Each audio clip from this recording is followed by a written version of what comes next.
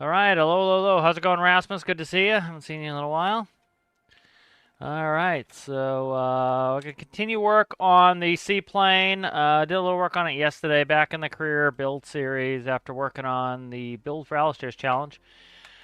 Fixed a couple things with the plane. I'll kind of show you what I did offline. We had an issue at the end of yesterday's video where the plane kind of did a front tuck.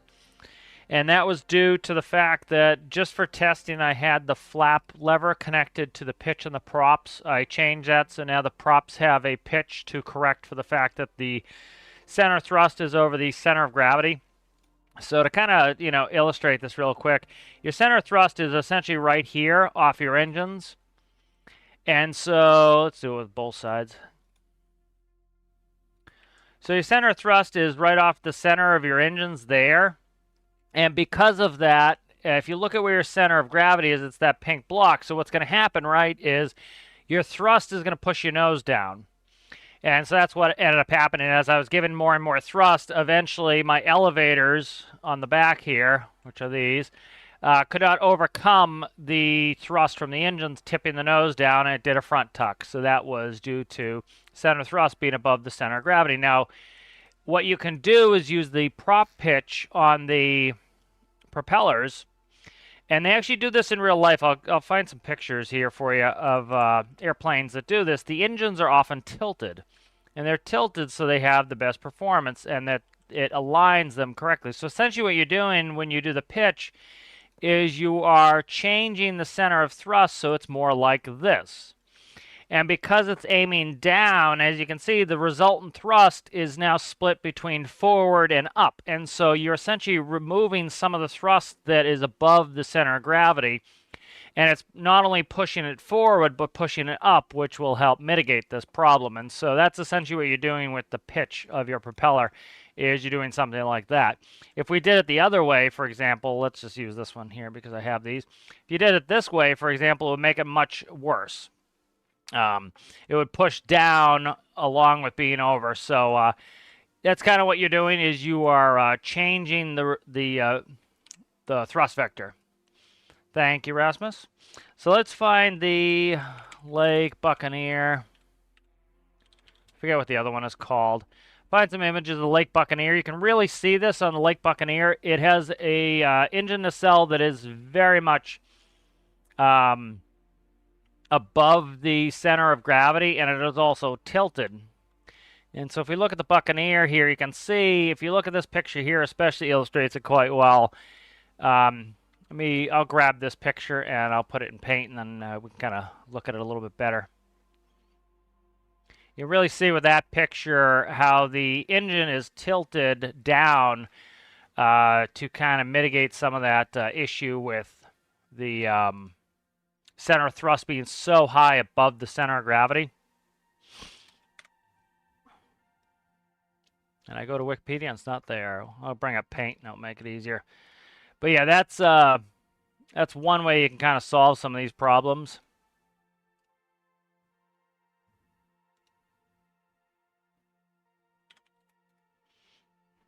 So yeah, so if we look at this picture here of the Lake Buccaneer, you can see how the center of gravity is probably somewhere in the neighborhood of... Probably somewhere in the neighborhood of here, right around the wings. It should be in front of the main gear. So it's probably somewhere around here for the center of gravity of the Buccaneer. And the center of thrust, we'll do it with a green line like I did, is if you drew from the center of the engine, say the engine was not tilted like it is, that would be where it is, right? So the center of gravity is going to be your pivot point, right? So if you had center of gravity here, the plane is going to pivot around this center of gravity. And so your thrust is going to push your nose down. So the resultant vector that you're going to end up getting here is going to look like, let me do this real quick. I'll put a layer on here so I can show you.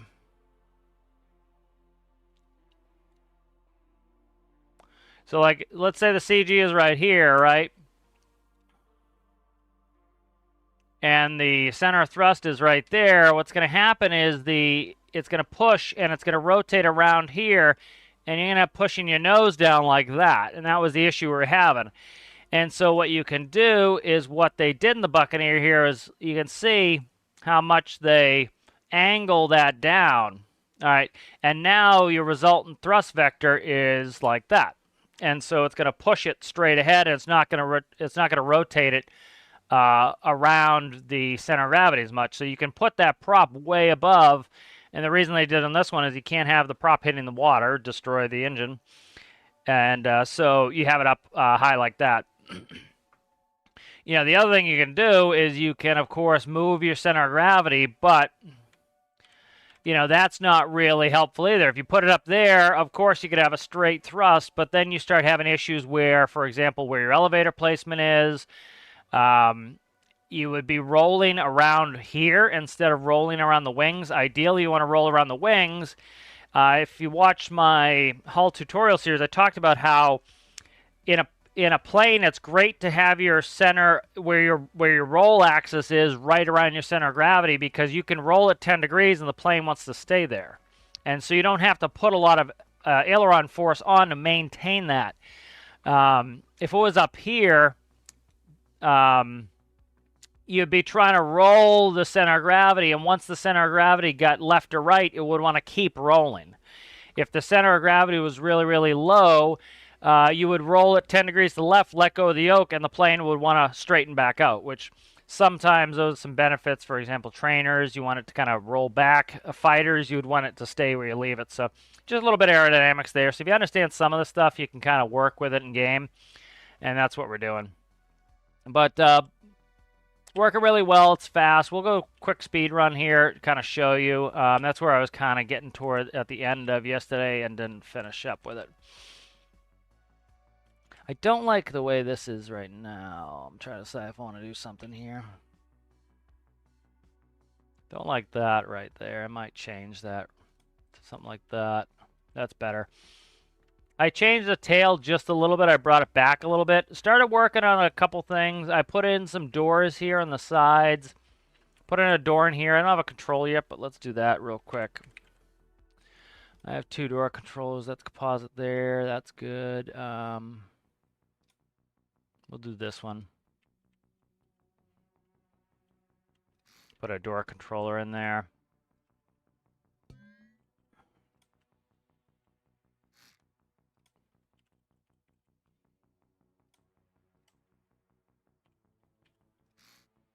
I might even take that door out. I don't know yet, but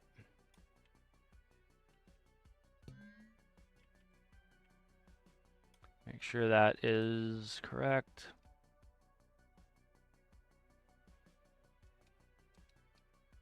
All right, there we go.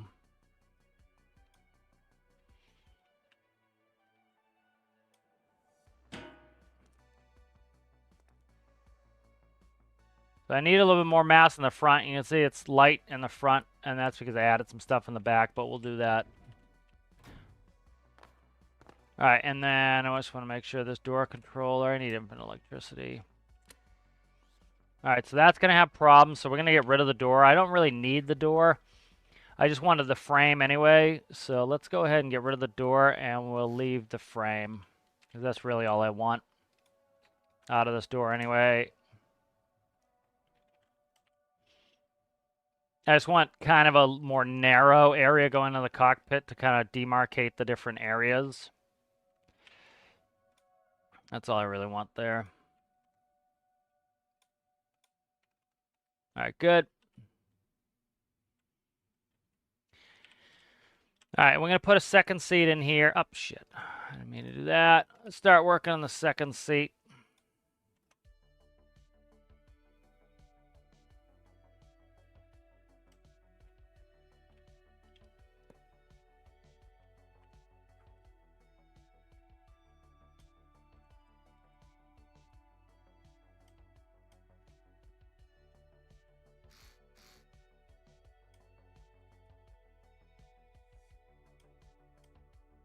I would love it if the devs would add it so that you can have all the controls you have on a seat on a padded seat. That would be fantastic. Then you could do 2 buys. That would be cool.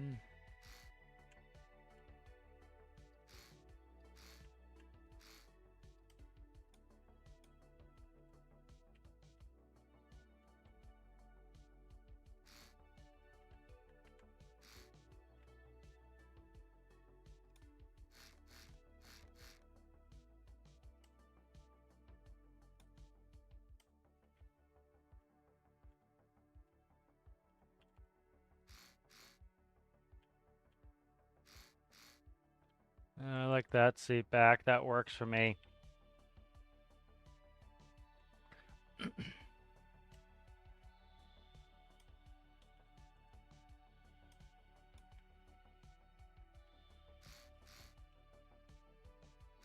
So I need at least one seat so I can get out of the seat that I'm in. So for now, we'll add 2 jump seats in here. And then that way we can get in and out of here.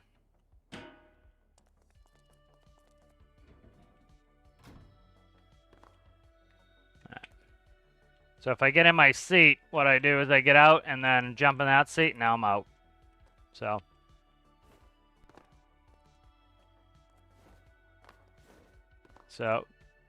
that's good there. I need to add a little ballast in the front.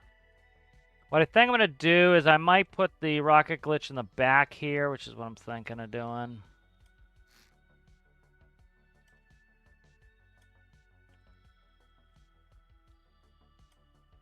So one thing I kind of just came up with yesterday that works well is so each of my rocket glitches, I have one in the front, which is adding weight, one in the rear, which subtracts weight, and then these are right along the center of gravity, which just subtract weight.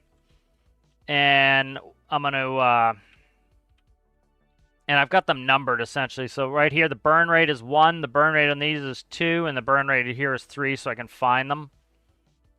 Just so I can find them in the code, and then I got to add this one up. All right, good.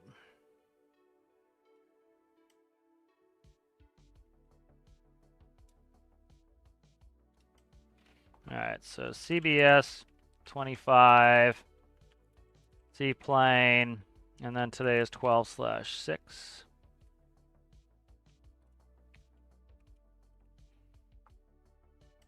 All right, that's good. Let's check something real quick.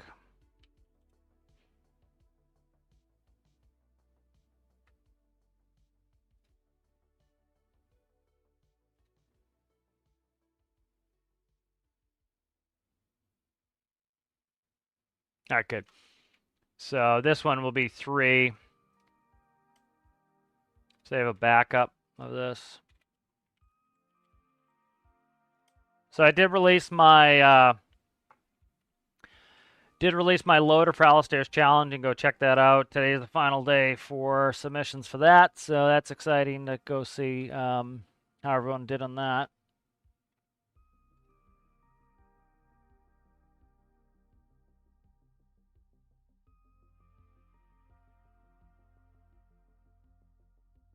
Sneezes. I got sneezes here. All right, let's see. What's I doing? I'm starting to look for the file for this. Public service announcement, back up your files. I see this constantly. People don't back up their files, and there's much sadness in all the land. Back up your files, people. And, you know, that was happening, like, literally, it happened like 2 days in a row, so I put a public service announcement up on Reddit. It's like, unless it tells you it's on a cloud, don't assume. Don't assume anything. Figure it out first, because, like, people keep losing all their vehicles, and then, as you can imagine, that's very terrible. And take it upon yourself to do what we used to do in the old days and just save everything onto a different file. Copy your vehicles folder, copy your saves folder. Anything you don't want to lose, period, in life, make a copy of it. Take some responsibility for it. If you do it yourself, you know it's safe. You know, if it was on the Steam cloud and the Steam cloud gets hacked and all the files get lost, you know, you can boohoo all day, but it's gone. You know, if you put it on a portable hard drive, the likelihood that it's gone is much less. So go ahead and do that. Save yourself some heartache. How's it going there, CG? Haven't seen you in a while. Good to see you. All right, so we're going to search for a fuel factor. And I'll show you what I mean with the burn rate. So if you look right here, when it goes to rocket nozzle, right before fuel factor is burn rate. So if you see right here, it says 0.03. That's I numbered the last one in the tail 3. So I want to make that a negative number. So it's easy to tell which one's which now. Let's do negative 500 for now. Okay, and then we want to find the next one. That's 1400. That's a negative 1400. That's in the wings. Fuel factor 0.01. All right, so 0.01 is in the nose. No, it isn't. Burn rate. Oh, shit. Something's up. What's up here? Huh. How did that get screwed up? Let's look at all these real quick. So this is burn rate 3. That's in the tail. That's negative 1400, which is 2, which should be the wing. That's a 2. Okay. That's 0.01. There shouldn't have any 0.01s in there. All right, that's 2. This should be negative 1400. I'm going to probably have to change these. Negative, let's say, do that for now, and I'll find it again. And then this should be, that's 3. Where's 1? All right, let's save this real quick, and I got to go back in and check the file and see what's up.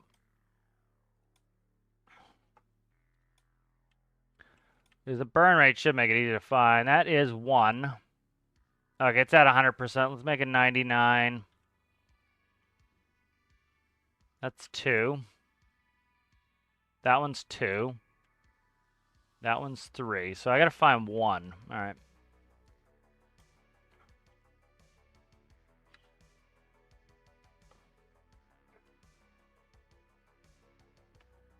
All right, so 1400 there.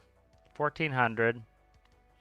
This one's burn rate of 3, so this is in the tail. I'm looking for burn rate 1. All right, let's do this. We'll search for burn rate.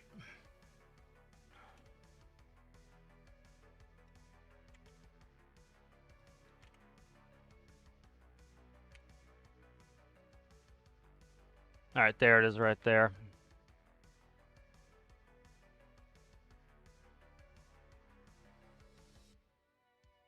What happened to this? Why is this screwed up?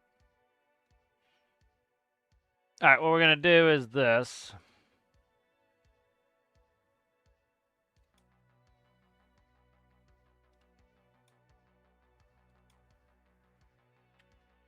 I'm going to delete this and put it back in.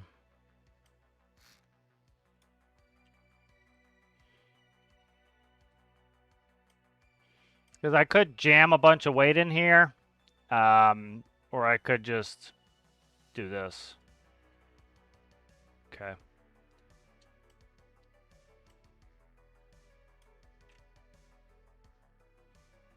All right, so let's find burn rate 01. There it is right there. Okay. So let's say 500 mass there.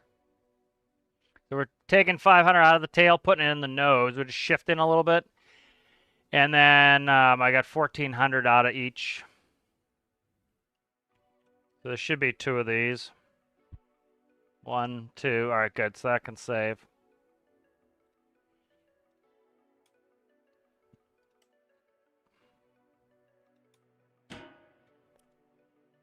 All right, so you see it's way too light now because of how it's behaving, and that's what I expected because only one of the wingtips was at negative 1400. So now should be able to fix that by essentially going in and making the 1400s negative 700. So splitting them up. Do 800. All right, and then we'll search for that, and as long as we don't get a search, we know we're good. And this should drop more normally now because before it was essentially almost weightless, so it was like acting like a helium balloon. So that drops more normally. See how it has an outline? What is up with his outline? See that outline? What is that about? Notice that shit? What is that about?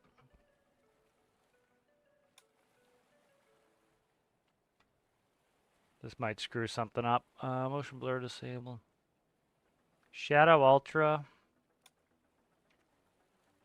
Yeah, see, I can see an outline. That's friggin' funky. I don't know what the deal is with that. Alright.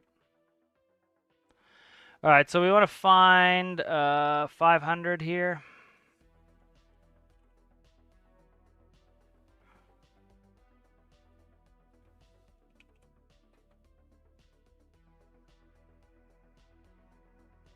Trying to get weight shifted back in the nose.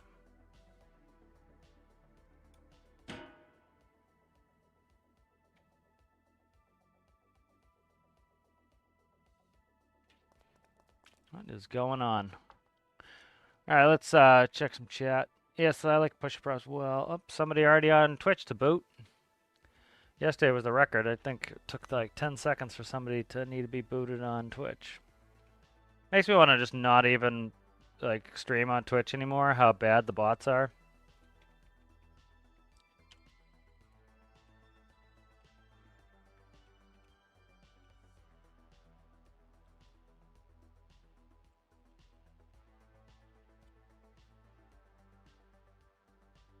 Just very annoying.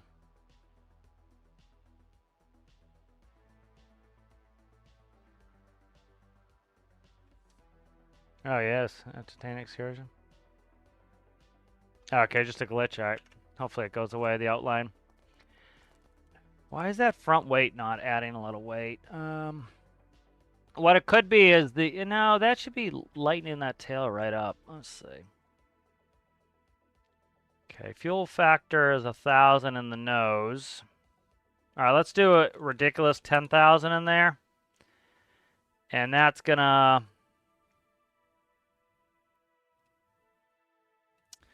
That should really plonk that nose down.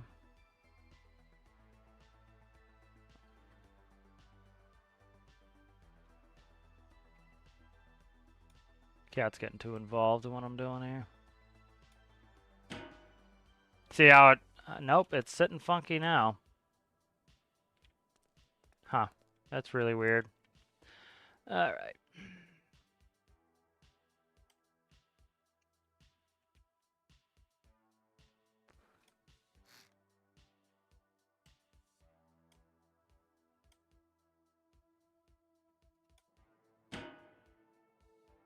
Alright, we're going to do this. I'm going to reboot real quick because this is just acting up a couple different ways. So we'll reboot, see what happens.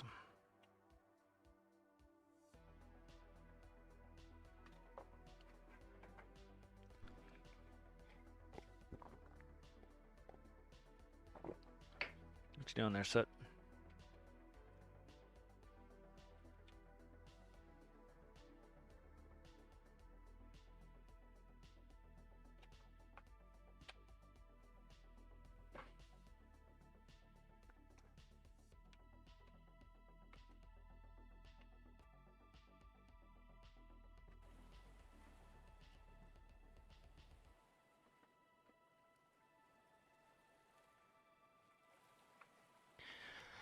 Alright, we're back. Doesn't take long to reboot. You know, a lot of people have that problem with 90% load. I think that's when it loads in the vehicles. And if you left a ton of vehicles out in the world, one of which is having a problem, it could be that, I think. Or you're having a million add-ons and there's an add-on problem. Still acting up. See this shit?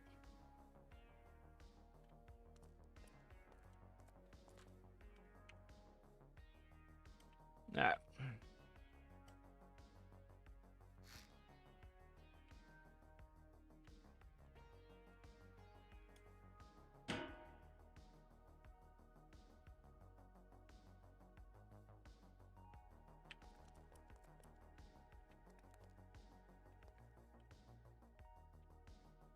All right, so kind of let's talk about this real quick. See how the center of gravity is behind the wheels? That's why that's happening.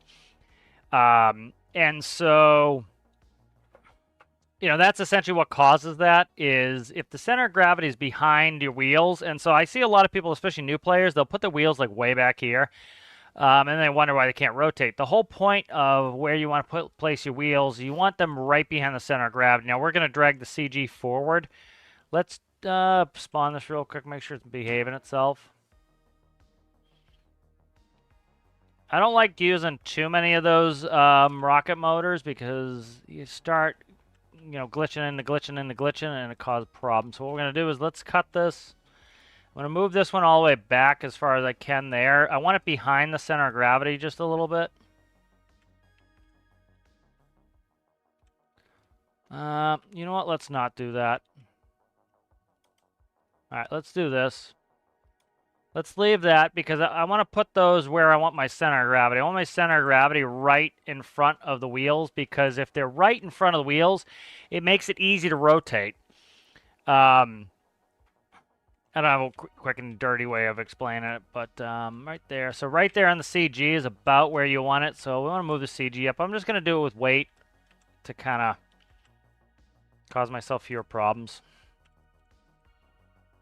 Because I'm starting to like have to run too many other glitches to get this to work the way I want it. It's causing me problems, so.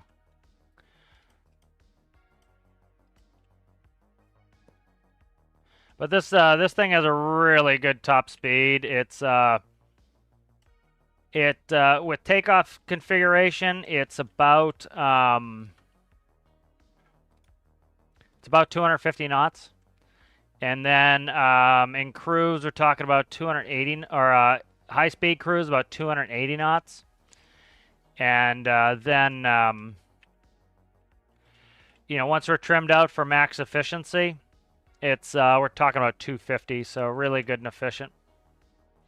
All right, good. So we got the center of gravity lined up.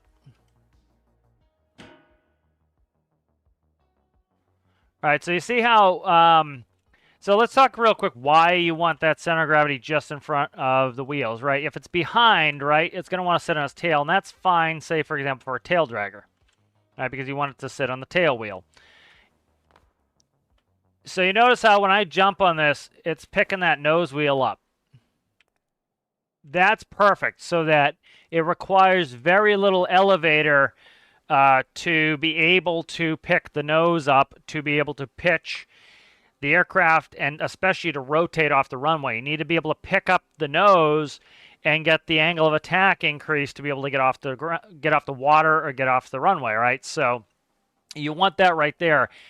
Like I was talking about, a lot of new players, they'll put the wheels way, way, way, way behind. Well, that makes it incredibly difficult to be able to do it. And here, let's do a quick test. It's kind of fun to test this stuff and kind of show you visually what's going on.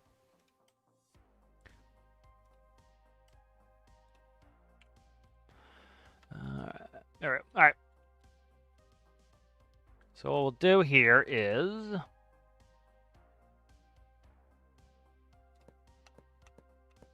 make a little seesaw here.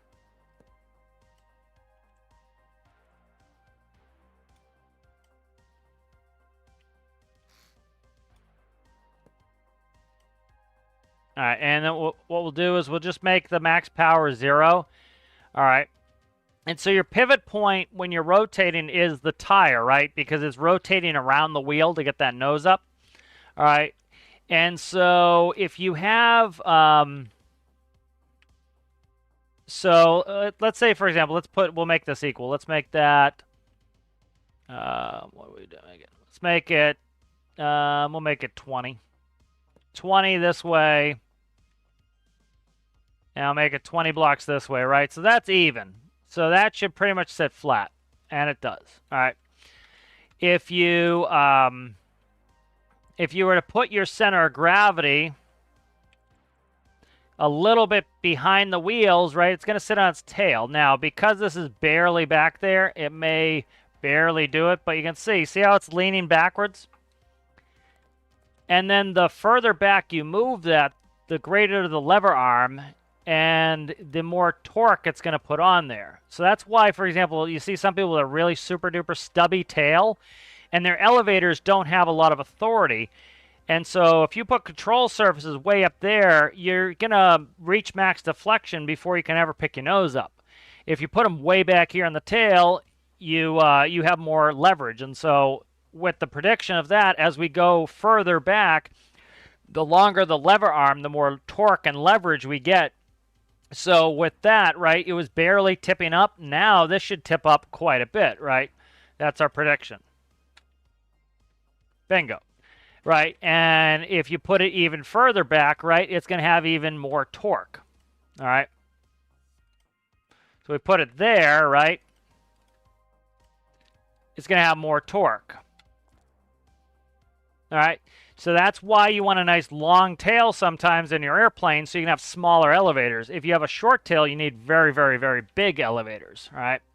And so that's something you can do with airplanes in game is if you're running out of elevator authority, you either need bigger elevators or you need a longer tail. That's why airplanes often have this long tail, right? And so, real quick, right, if this is all the way out at 20, right, let's see, where's 10? 10 is there. So if we have a block out at 10, right, we can make a prediction, right? This one has a longer lever arm on the right. So this one little weight block is going to be able to have more torque than this one, which is only out at 10. Yep. And so in order to get the same amount of effect, we would need double the weight at that same lever arm. And it sits flat. Real simple physics, right? You need double the mass at half the lever arm. All right, so you can do it by either adding more mass, like we did there, or you can increase the lever arm, or a combination of both, right? And this keeps working, right? So like, let's say, I'm trying to think of a good way to do this here. So let's cut that real quick.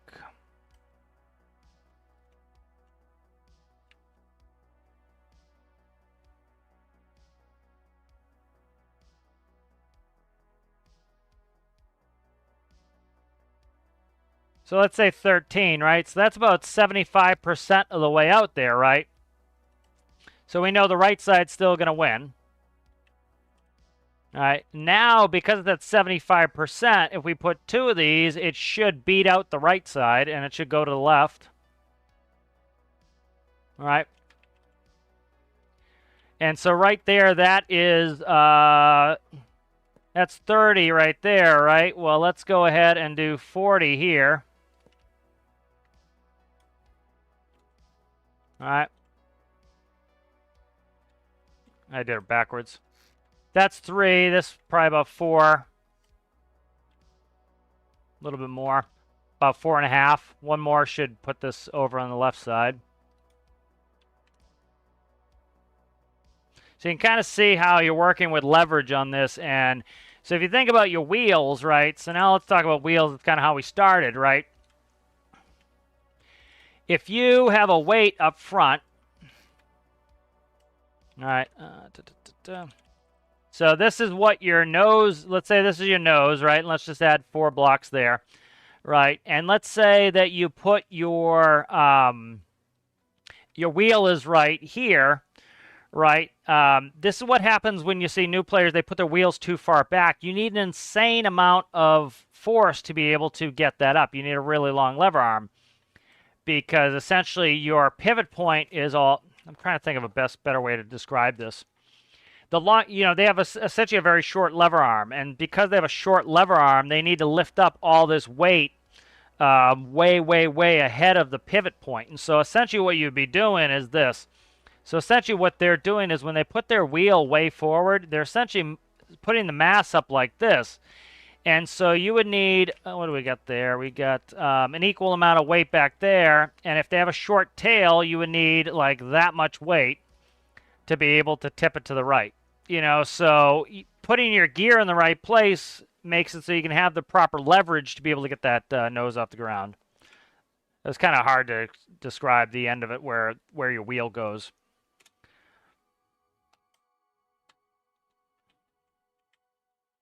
All right, so let's see. We got pretty good. So we got center of gravity back where we want it. Let's leave it like that. I don't want to fart with that too much. Let's look at my fuel here.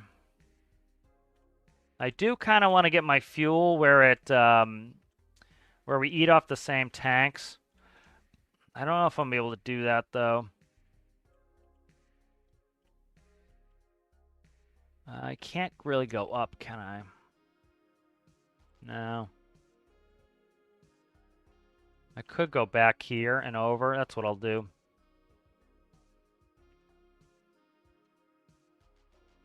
Can I get in there?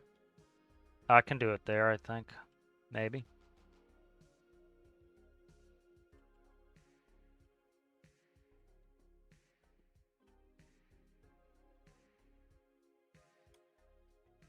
what I'm trying to do now is I want to make it so that the I don't want one engine running from one tank. I want it so that one engine runs. Let me see this. I can't go there. Shit. All right. I don't want it so one engine runs from one tank. I want it so that the engines can run from either tank. What is this? My coolant manifold got destroyed? Alright, I should probably fix that, huh? I got a bunch of shit I gotta fix here. Okay, that was my interlink for my fuel. Let's play with this a little bit. The problem is these are not symmetrical engines. These are inverse engines. No, they're symmetrical. I can work them that way. Because I had to cut it to get the tire in there. So let's go ahead. I gotta play with this. Yeah, I gotta play with this a little bit. Alright.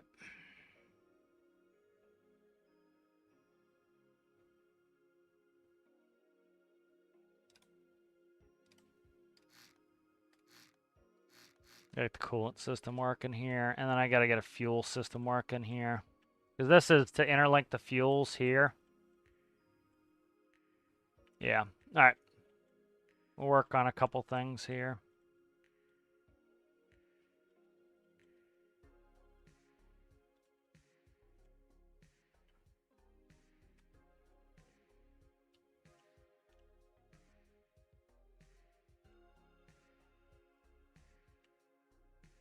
Because that's where the wheel well goes, and that's kind of screwing things up.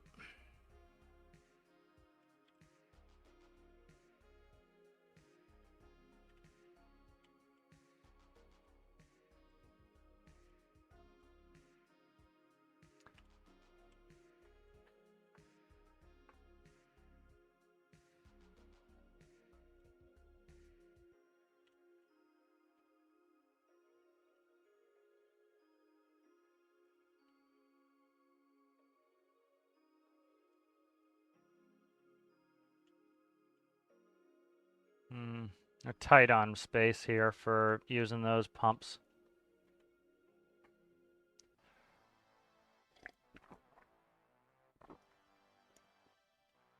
Yeah, probably use an impeller pump, but I think this thing's pretty cool running as it is. Let's see.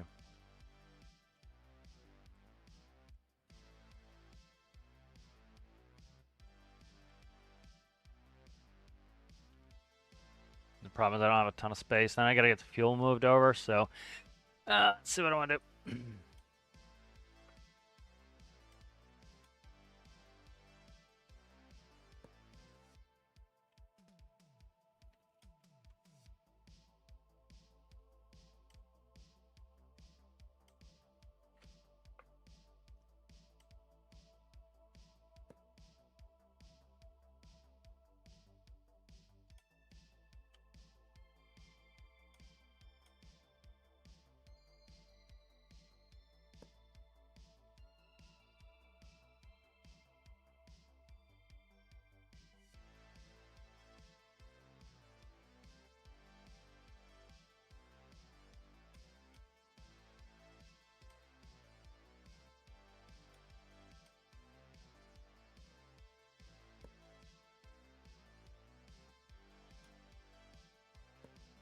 All right.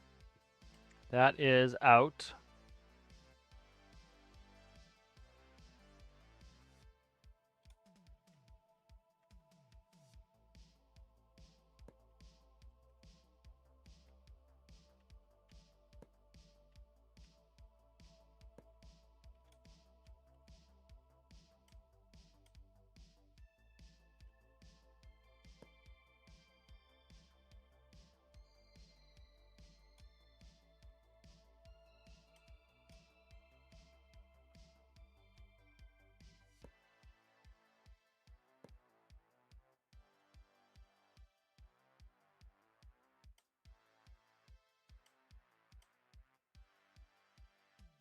All right, that's much more compact. The problem is I gotta make sure I make enough electricity to run the motor, but I don't think the motor will have to run all the time, so that helps.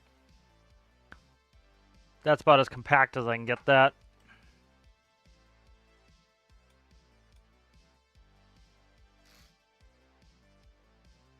All right.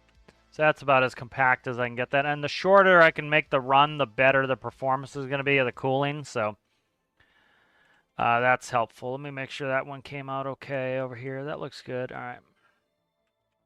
I didn't want these engines to be mirrored. I wanted them to be the same, but it just makes them too hard to work on. All right, good. We have fuel here. It's vented there. Let's go ahead and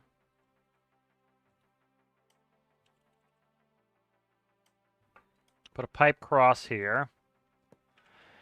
And then I can run this over to the other side so that, you know, we equalize the fuel. Because things got screwed up when I put the wheel in there. All right, so that goes there. And then I got to get this run across the top here. So, see what's this? All right, perfect. All right, right there. Awesome. That's not going to have any problems there. So I like that. All right.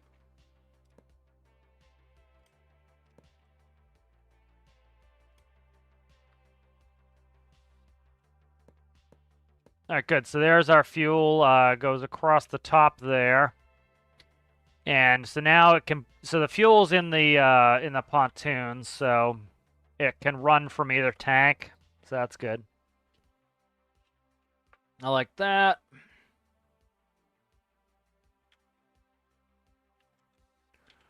All right, good. So that's fixed up. We got to work on the cooling.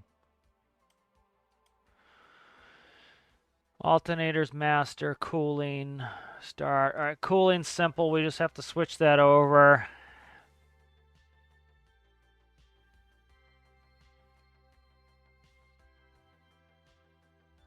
Put that as a number output.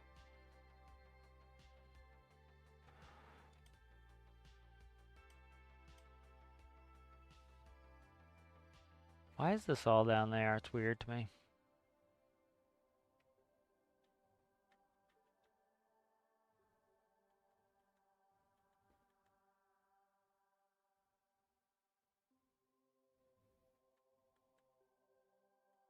Where's cooling? Cooling right here. All right. I got this panel set up differently than I have everything else. It's greater than that. We want to do...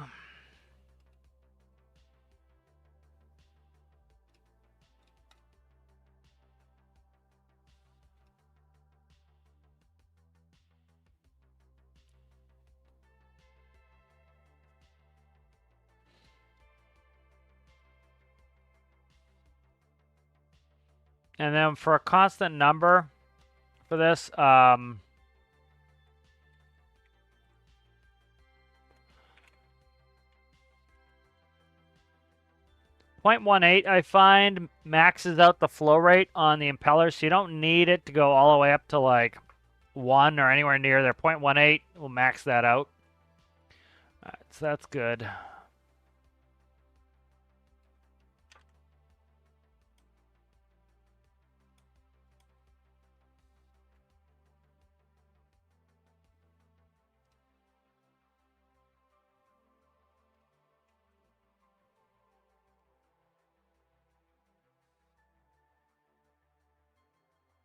Yep, I took everything. All right.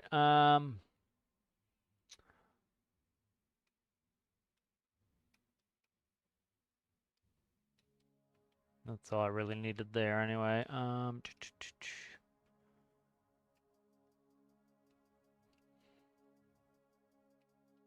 right, that's all I need. I want to make sure I plug that in. It should be plugged in already, but I want to double check the other one. Yep, it's plugged in already. Okay. All right, good. Now those can go to the motors.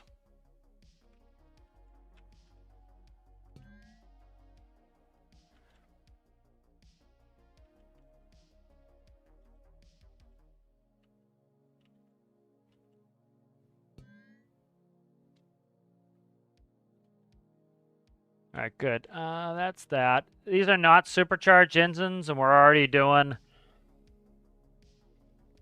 280 knots, so I don't see any real reason to speed this up anymore by supercharging these engines.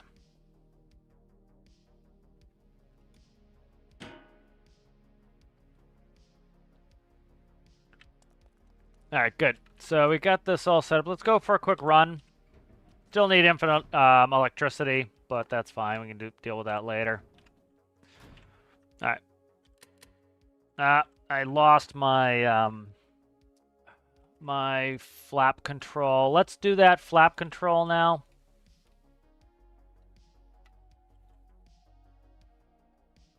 Flapperons. I'm not going to make them flapperons, but it's in here somewhere. All right, let's see.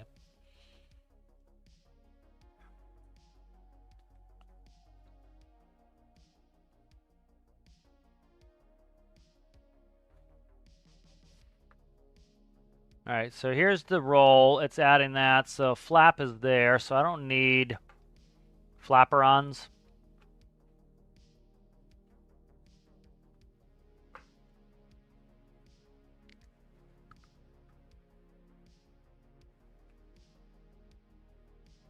And then what's the limit here?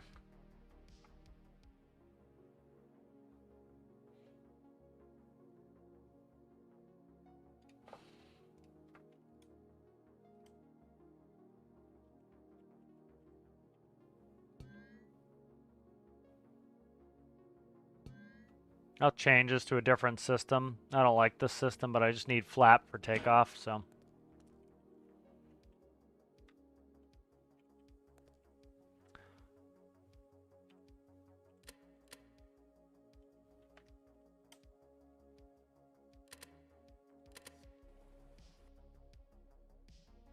Actually, give me anything.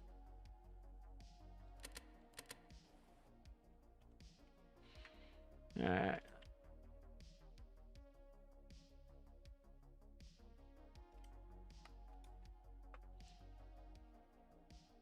Let's just make a new panel for this. Nah, let's not be hasty. All right. 28, 26.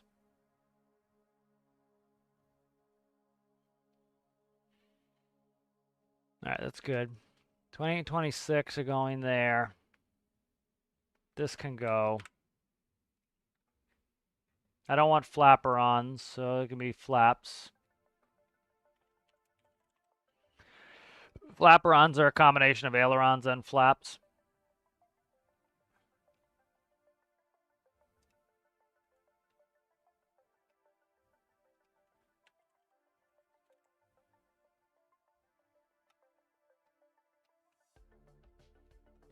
All right, so 0.05.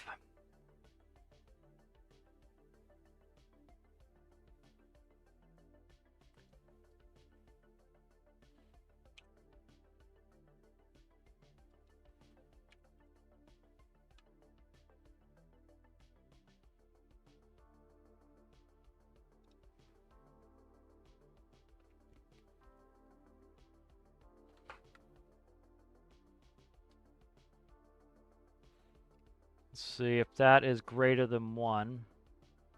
To the threshold.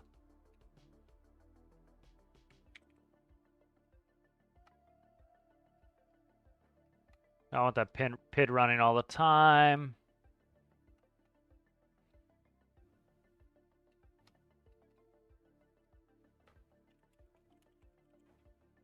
P-value.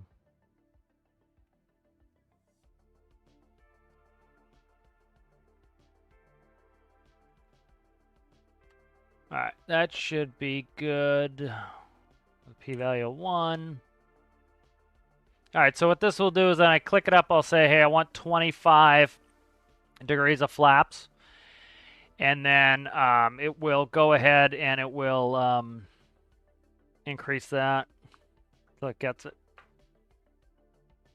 If I remember how I've done them before off the top of my head. Let's see.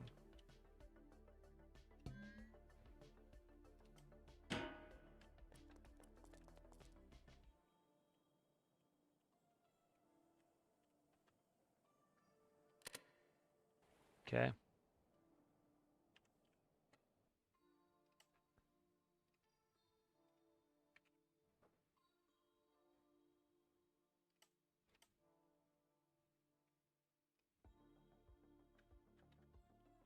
Why is that going up that much? The pulse.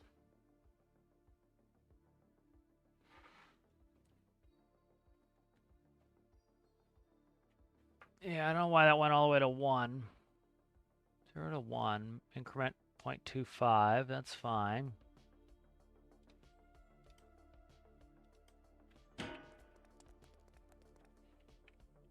I'll look at one of my other controllers instead of reinventing the wheel here if I need to.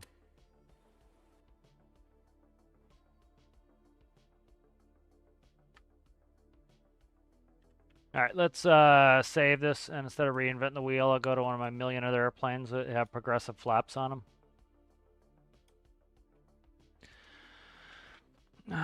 I don't think I can spawn the caribou in here.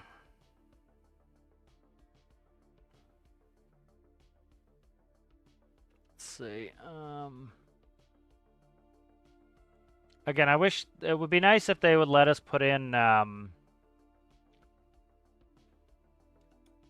Can we group these or no? I don't think we can group them, right?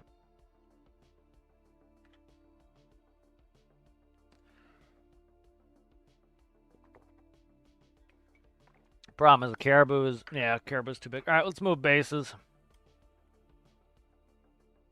Main reason we're in that base is I'd like to get back to career game.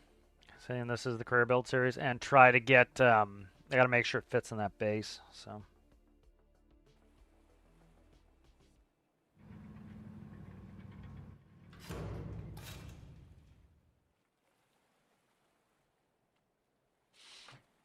All right, good. So what I want is progressive flaps. So like the way you do in real life is you select the flap setting and they slowly come in. Like in the jet that I fly, if you even putting it down to flaps 20, the autopilot will like do a trim run, not a trim runaway, but it will set off the trim runaway clacker, trying to try to retrim for the flap setting. So you want it slow enough it doesn't do that. There's flaps in this sucker. Flaps right here, okay.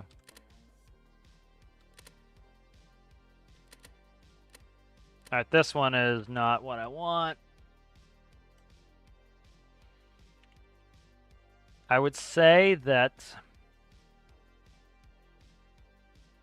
What has progressive... I would say this certainly has. This one won Alistair's challenges. I'd say this one has progressive flaps.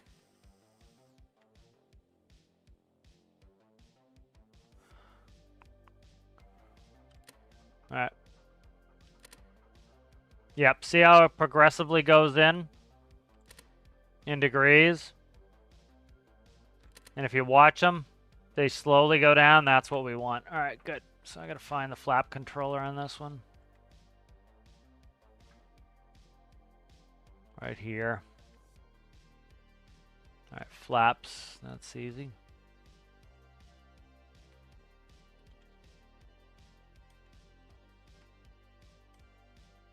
Make sure that's plumbed up to the flaps.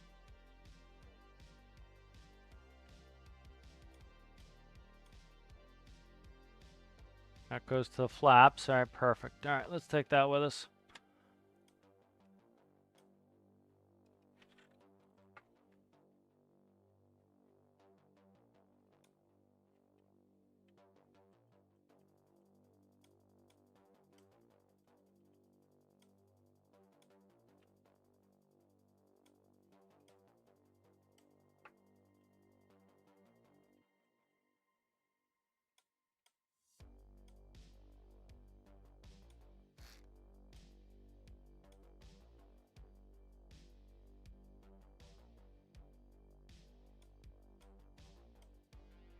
All right, let's see what we can do here. So that is park brake.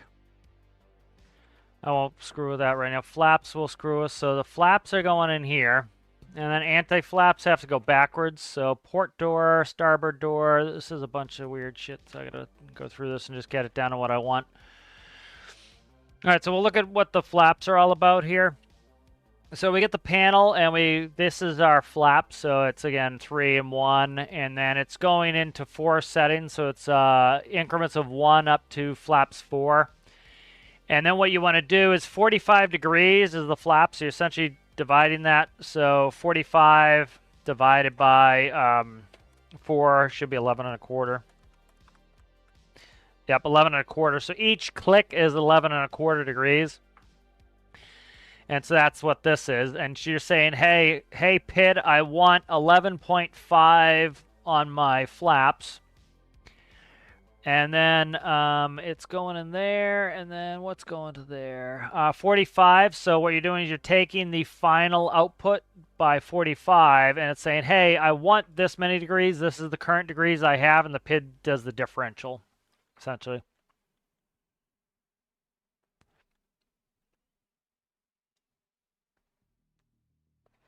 Okay, and the reason why the doors are hooked up here is if you looked in that other plane, when I opened the doors, the door would hit the flaps.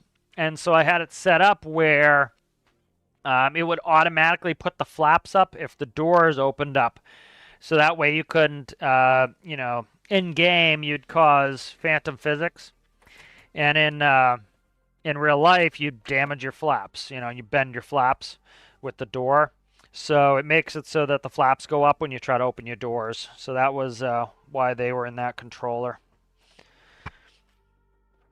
So, you know, it's one of the things that, like, it's nice to have some really standardized controllers, but it's also, like, you got to understand that it's, like, you know, you want to add certain functionality for certain vehicles, you got to kind of make some custom controllers sometimes. All right, good. So we can get rid of all the door business here. So starboard door, port door, that's fine.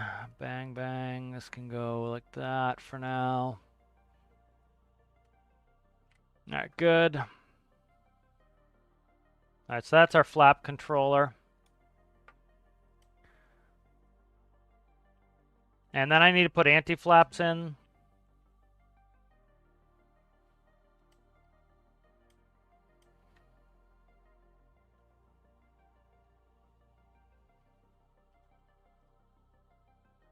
So I'll take the park brake off here.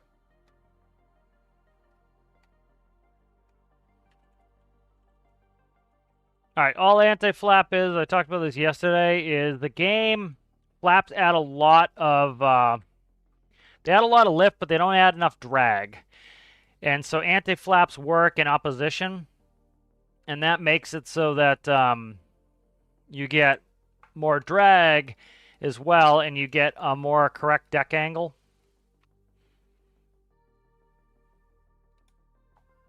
And then anti-flap can go to all of these. Bang, bang, bang, bang. All right, good, and that goes there. All right, nice. And then, let's see, I need a different panel setup, so we'll go...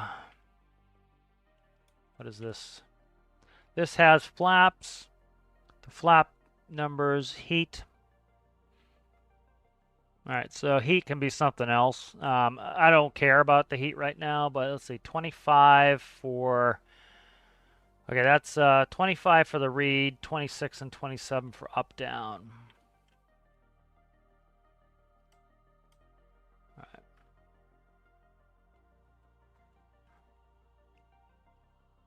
right. $26. Just want to get this working. You know, I haven't decided what I want to do for panels yet.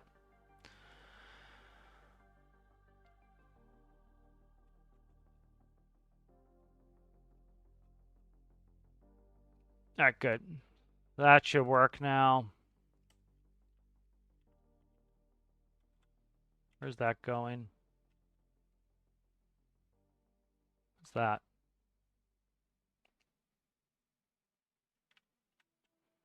Oh, it's going through, that's why. All right, that can go.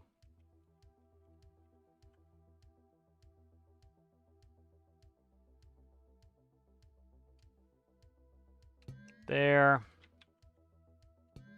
Now we'll do this. All right, so that should hopefully work.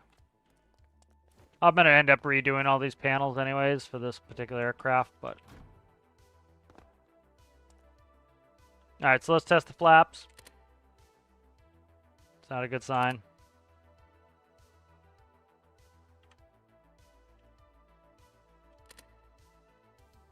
It's working, it's just the, you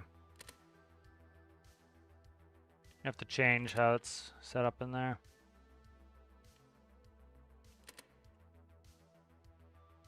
Because it's showing in degrees, so this needs to be 0 to 45.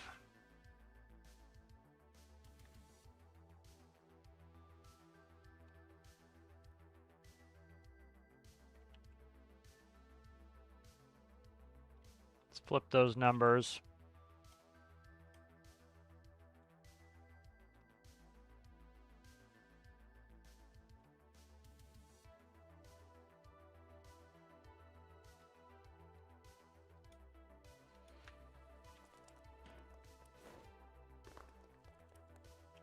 You know, the other thing too is it's nice to have some standardized aircraft that all feel familiar going in.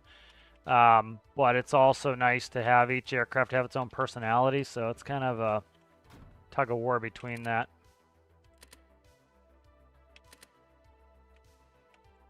They're running negative numbers here. Let me see.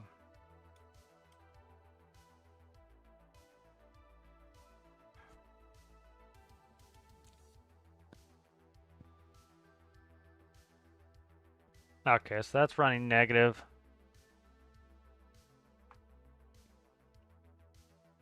Okay, that's fine. I just need to do that.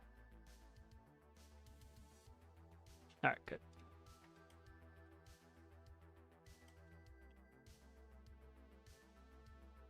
Okay, those don't need to be negative. All right, good. I can get rid of the anti-flap switch. Never mind.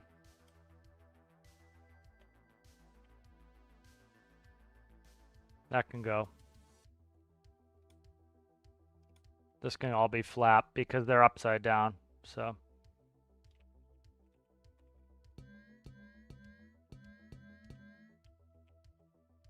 I gotta do it as anti-flap. No, they'll be 0. That's fine. That'll work. All right. This needs to be negative 45.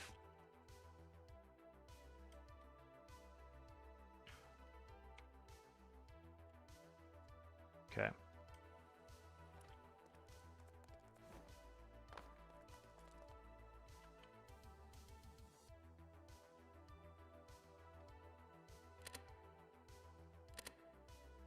The hell's going on here?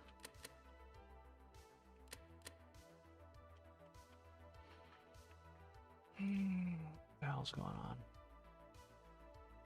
26 is going to be flaps up. Okay, 28. 28 is flaps down.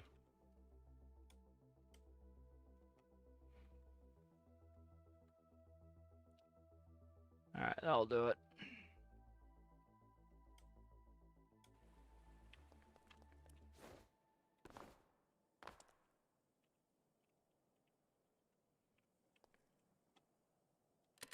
Thank Christ. All right, we're finally there. So it should be about 11 degrees there.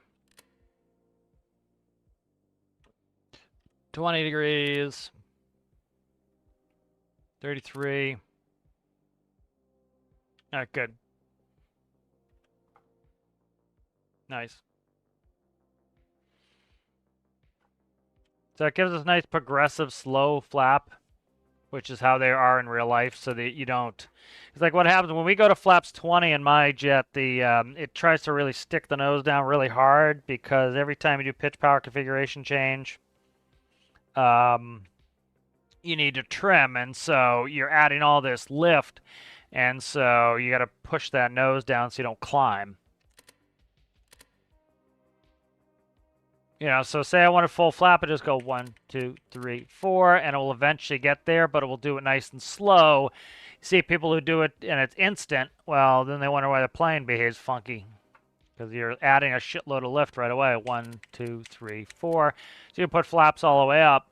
Like when we do a go-around, we'll go from flaps 45 right to flaps 8.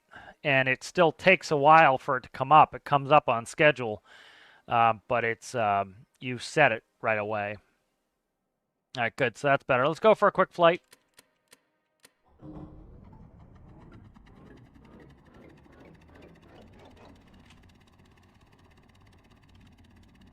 All right, something's up with that engine. Why didn't you start? All right, what the hell?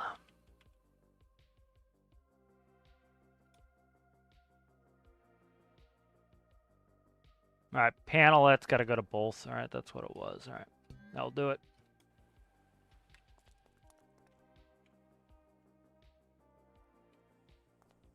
I got to make kind of my standardized. So what I was going to do is make a piston microcontroller, and you would daisy chain them together, so you could do 1, 2, 3, 4, 6 engines, however many engines you wanted. You just daisy chain the micros together. All right, I'm going to set the flaps. Flaps 2 for this one. About 20 degrees of flaps.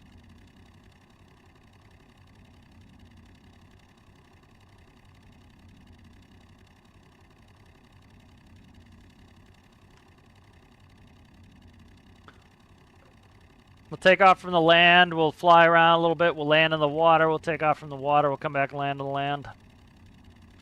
It's been flying really well already, so. All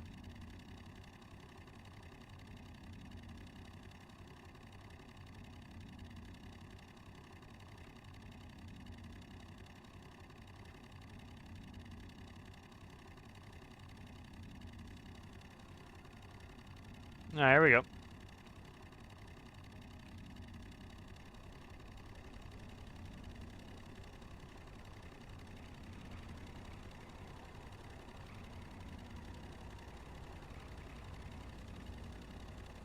All right, pause the rate. Gears coming up.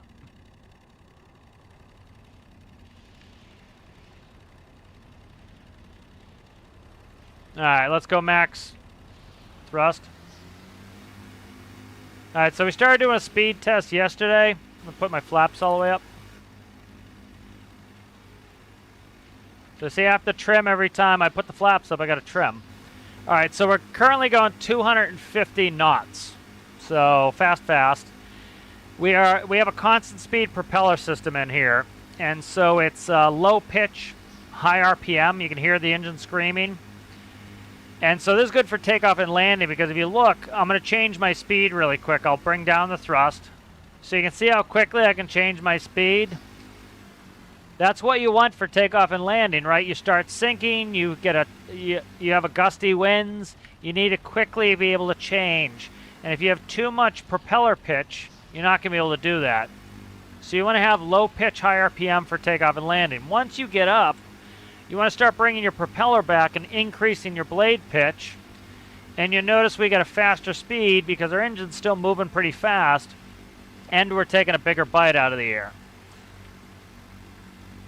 So I get about 276 knots, and this is my max speed setting. So we have a little bit bigger of a bite out of the air, plus the engines are still revving up high. But you see the RPS is still, or RPM in this case, is still high. So we're burning a lot of fuel.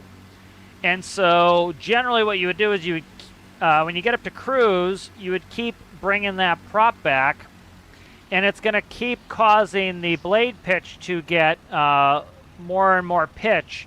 That's putting more and more load on the engine, which is causing the RPS to drop. And so this is going to be your most efficient. Now remember, I said every pitch power configuration change I need to trim. I didn't trim. All right, so now you notice we're down to about 200, probably in the 230s here. I'm going to bring my prop all the way back. So we'll go to 1, you notice. So see how we get a really big bite out of the air? All right, good. So this is about, that's all the way back. And so that's max prop pitch. And so you notice we're down to 217 knots. So we're a little bit slower than when we took off. We're, what were we at? We're about 60 knots slower than our max speed, but look at where our RPM is. It's very low. So we've dropped like a huge percentage of the fuel burn for a smaller percentage of the speed. So yes, we did lose some speed, but we're losing a hell of a lot more fuel burn than we lost speed. So it increases our efficiency by a lot. So like going to the Arctic, this could be the difference of making it or not. So like here, let's do the percentages real quick. I'll write down the numbers and we can do them. So we were 250 at takeoff. We were 276 at max.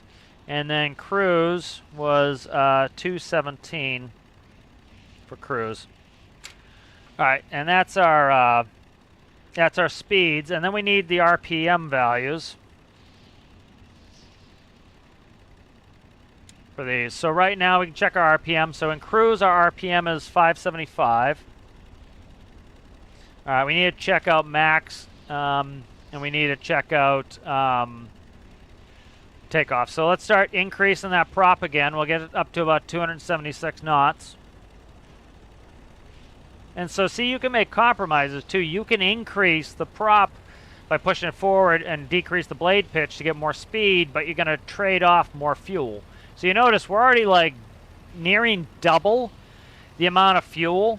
What would be 1140? 1140 would be double the amount of fuel we were burning before.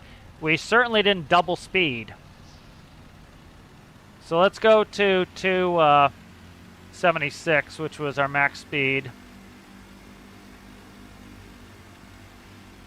Trying to get it up there. I got the nose up a little bit. I got to get us level.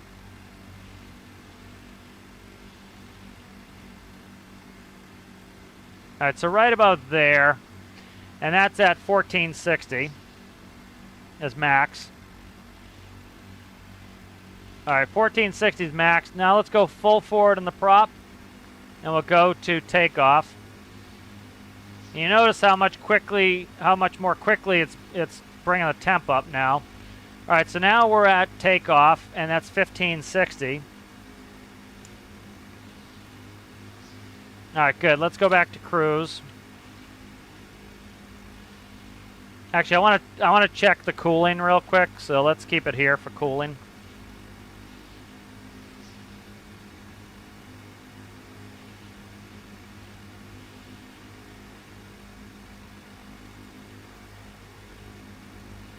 Oh, is tick latency added for each one? So yeah, maybe it's not a great idea. All right, so at 100 degrees, the cooling system's going to turn on. I'm trying to see if I can keep it under control. I don't know if it's on. That's the problem.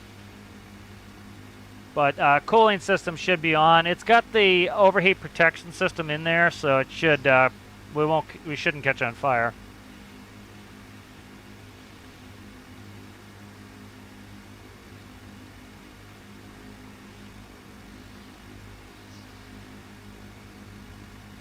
I just want to get to overheat protection.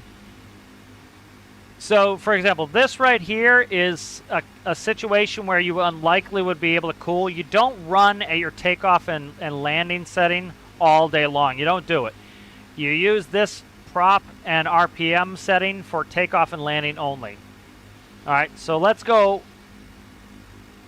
So if we go to max speed, you notice we're taking off some, a little bit of RPS there. I just want to make sure this will cool. So that's another important thing. So I'm going to bring it back more. I'm going to bring it back to cruise. As long as we can cool during cruise setting, I'm happy. I would like to do max speed coolability.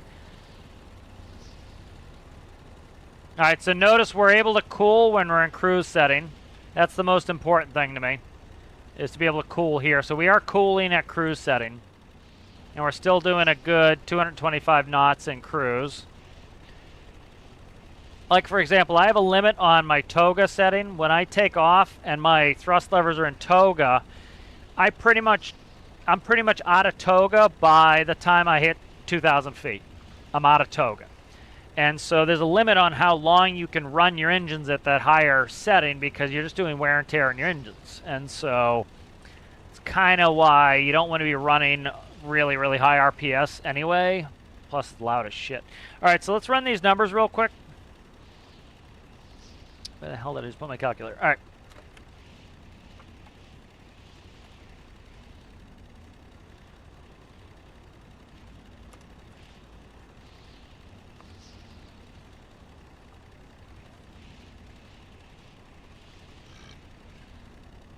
All right, so to go from 250 knots to 276 knots, that's 1.1 times the speed. So we've gained about 10% of the speed. And we've gone from 1560 to 1460 RPM. So we're down 100 RPM. So we're going faster, we're burning less fuel, creating less heat. And if it was a real vehicle, yeah, Toga's is takeoff, go around. That's your takeoff or go around thrust setting. And so, you know, again, the only reason why you set the engines and the prop up that way is so that you can easily change speed when you're taking off and landing, because if you get a gusty wind, you need, let's say the wind drops off by 15 knots, you need to quickly be able to push the thrust up and get those 15 knots back so you don't stall. And so that's the only reason why you're doing that low blade pitch, is to put a very little amount of load on the engine, and because you're taking such a small bite out of the air, you need the propeller to turn faster. That's the only reason you're doing that. All right, so to go to cruise, right? So cruise is, let's see, 217 divided by 276. So we're going 78% of the speed. So we're going 78% of the speed. We're only losing 22% of our speed. And now let's look at what the difference in RPM is. We go from 1460 to 575. And so that means that our RPS is, or RPM in this case, is 39% of what it was at max speed. So when we go to cruise, we're only losing 22% of the speed. But we are, let's see, we are losing 63% of the fuel burn. So we're saving a hell of a lot more fuel than we're losing speed. So if we are, we're saving 63% of our fuel, if we're going up to the Arctic, right, that could be the difference between us. Yeah, we're going real fast, but we run out of fuel here, or we easily make it to the Arctic. You know, so that's the difference for you. And then if you're talking about economy, right, we're only going 22% slower. All right, so here, let's do this. Set a waypoint. That is kilometers, gross. I'll do a kilometers, so 82.6. Do a, let's see, km to nautical. Should be 1.94. 1.85 actually. Let's see, 80, what is it? 82.6? So if we were to go to the Arctic here, it's 44 nautical miles, okay? So 44 nautical miles. All right. And if we were to say go at max speed, 44 divided by 276, that's going to be 0.15 hours, right, times 60. That's going to be 9.5 minutes to go to the Arctic at max speed. All right. If we're going to go at cruise, 44 divided by 217, which is 0.2 times 60, right? That's going to be 12 minutes. All right, so that's 12 minutes to get up there. So at so it's not a huge amount of time. Like, people are like, oh, I'm going so much faster. You're going 22% faster.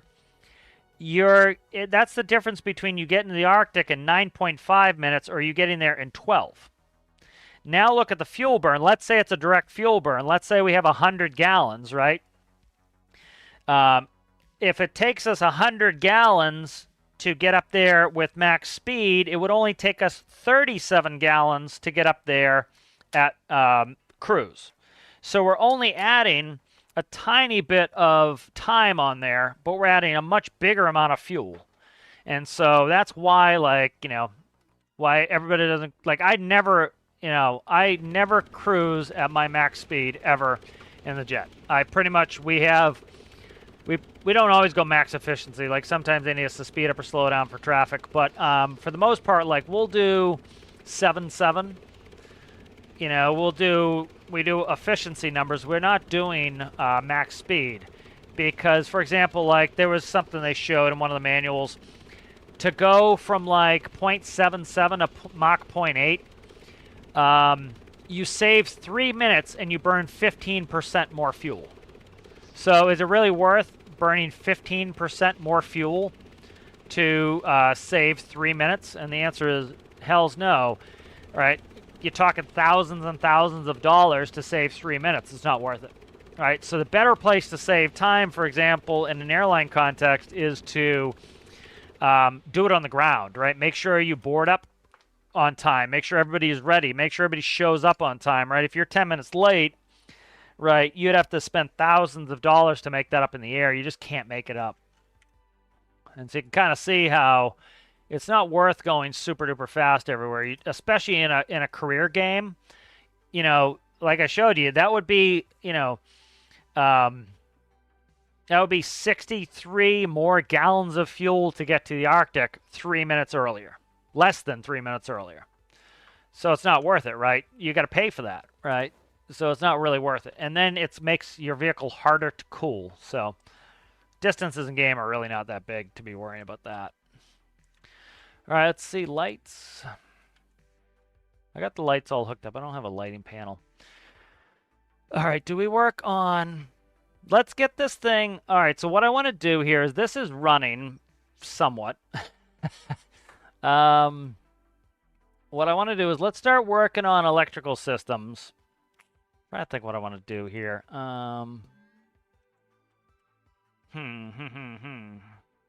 So my thoughts of this, I want to get this kind of running for, what I'd like to do is what I've been doing with the career series, where I'm able to work on something a little bit every episode, because like I've dedicated a couple episodes here of just working on the build. And so I'd kind of like to get away from that and go back to what I was doing, where I'm working on it a little bit each episode. So what I got to do is I got to get this thing, despite its ugly nature, running to a point where we can go do some missions with it and then add features like and more complexity as we kind of go along. So I think that's what we want to do.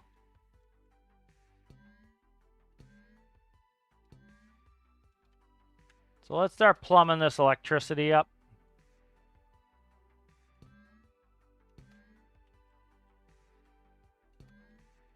Start introducing some systems here.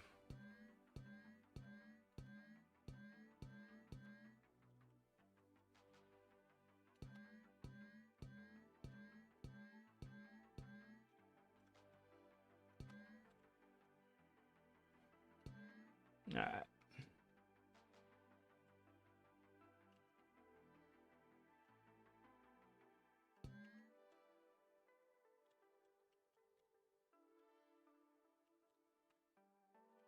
All right, these are my alternators.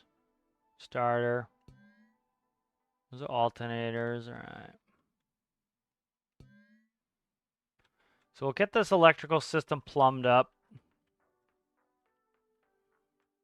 And that way we're kind of, we can go use this for some missions, test it out, see what it needs. And then we can kind of move on from there.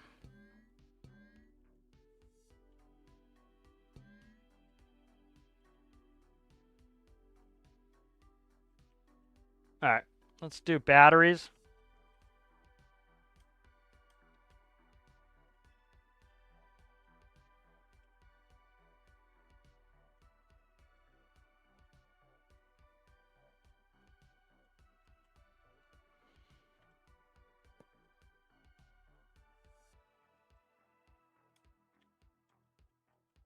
All right, good. So we got our batteries there. So these alternators here are going to go to here. Those are going to go to this system here. All right. Engine systems will just hook together there. All right, good. I need a relay or a couple relays.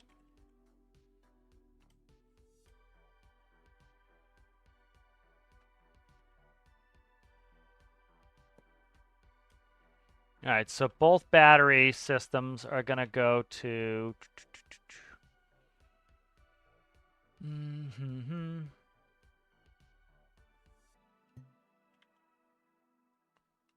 All right, both batteries will go to here. Generators will go here. That'll be the hot system. Lights can go to here. There, goes there. Gears hooked up. That's hooked up.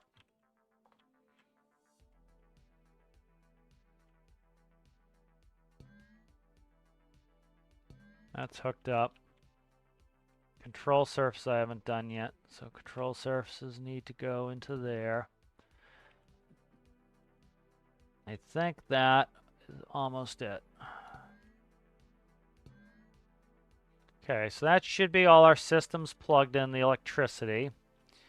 Then I gotta find where the master is on this. Master's right here. Master goes to the relay. All right, good. That's good, that's good.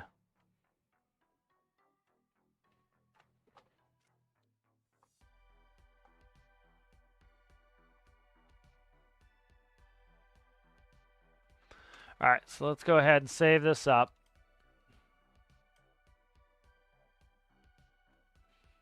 All right, so this should be plumbed up for electricity. I need a couple things to see.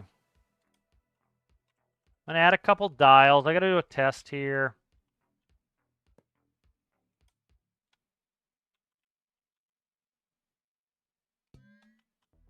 Actually, I don't need that, but we know the cooling system was turning. That's fine. Let's save this real quick again. All right, let's see if we can go do some rescues in this. So let's add what we need for rescues. So we've got a couple seats. Let's do some more seats.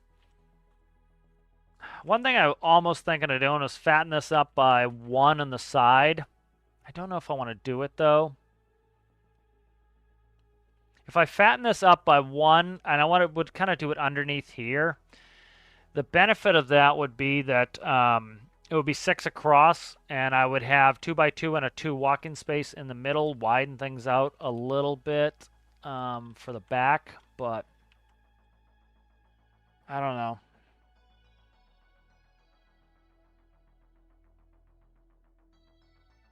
CRJ. Let me see.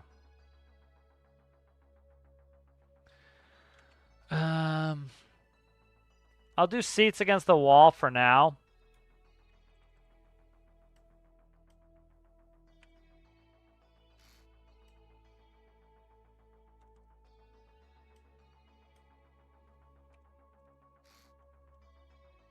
Let's do this.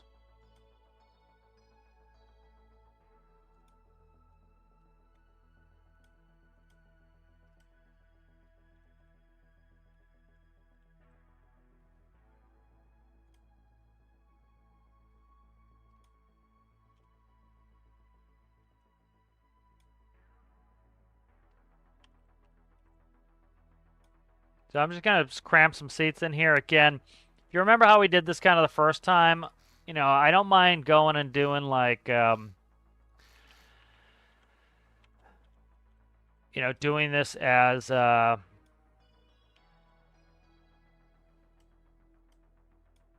know, doing some workbench where I'm putting vehicles together. But what I'd rather not do is make it so that I'm building the entire thing and not actually going out and do any rescues. So that's kind of like why I was doing it where I would, you know, every time we brought the boat back in, we were doing more stuff to it, and that makes it so that, you know, it kind of keeps us actually playing career a little bit more. All right, so we got some stuff that we need there. Let's go ahead and save this, and we'll launch up the career game, and we'll try to get this going in the career game. And that way, hopefully, we can start doing some rescues, making some money on our game. And then every time, like, I take it out, I'll try to, you know, add some things.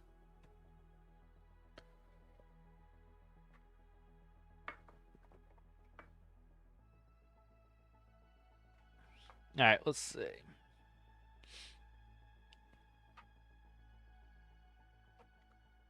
Yeah, it's a good plan.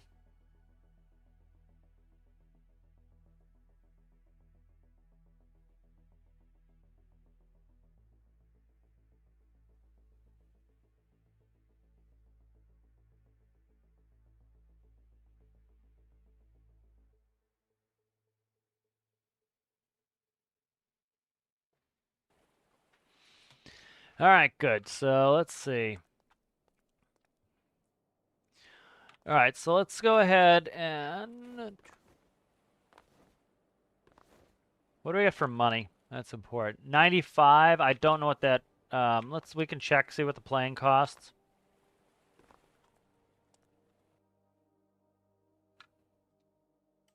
It won't tell me. I can't load it to see. All right, that's fine. Do we have a mission? We do have something up here. What's that? Green tug service. Let's make sure that we have no clip off. Now we'll drive over. I'm trying to think. I don't know how much money it's going to cost. So let's just play for a little bit. And if we can get over there, get a little more cash. I'd also like to get my new front loader in there. I want to build a articulated dump truck so that we can go do some coal mining with it. That would be another good project. Alistair's challenge was a lot of fun. You go check out. I've got my build up in the Discord. Go check out Alistair's. Black and white boat has gone missing. Okay. Let's go do this in our boat, and then we can continue on with the plane. It's kind of a little departure of what I normally do in the career game, where we're like, where we go and do. Let's see, all right. You know, normally I'll go get another another sea base, and this time I've decided to go for a boat, or for a flying boat rather. Got to go through all my models of the. All right, here we go.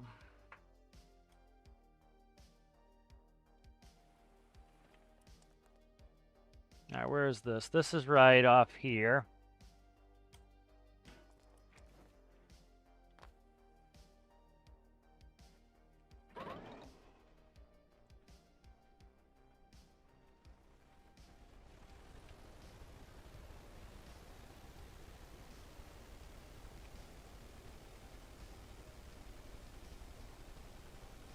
What's that? Anchor.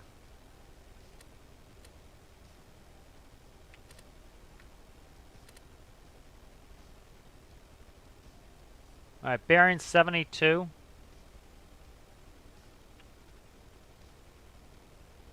So that's about right on the money there. 3 minutes. We'll get our money up a little bit, because I'm not able to easily despawn this boat over where I spawned that plane. I cannot remember how much it was. I wish I had looked.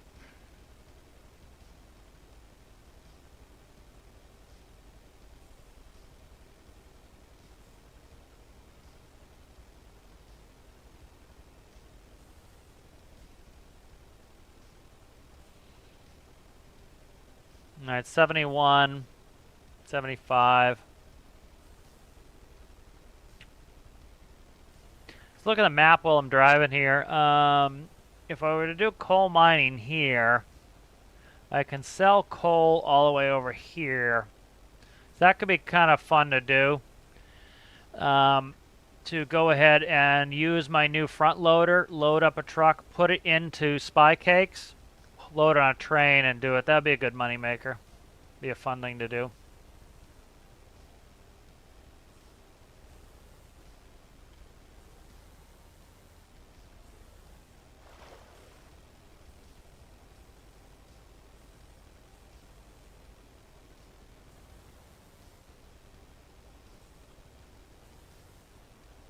I must see it now. I see the island. Okay.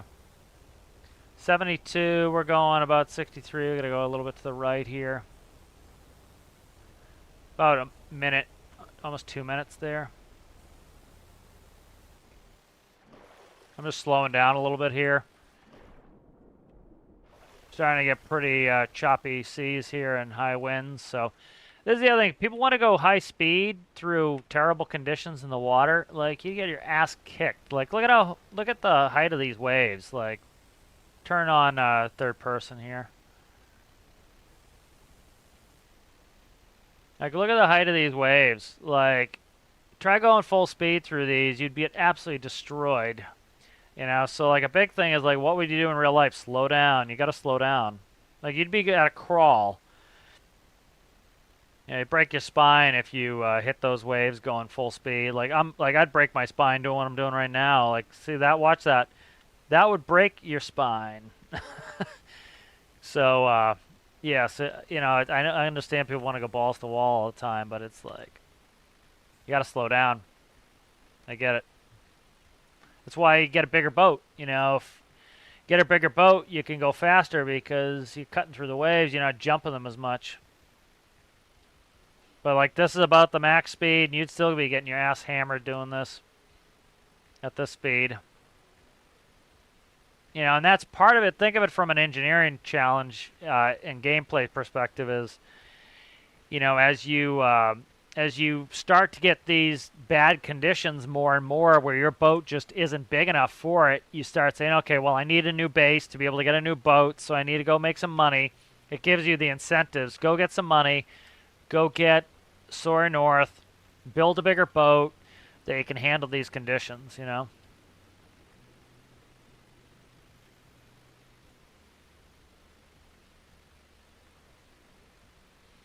You know, one of the best tools for a career game is having a bed because, like, say, oh, I don't want to putt around at this speed anymore. I want to go fast. Well, what you can do is you can go sleep in the bed and wait for another mission and just not do that mission.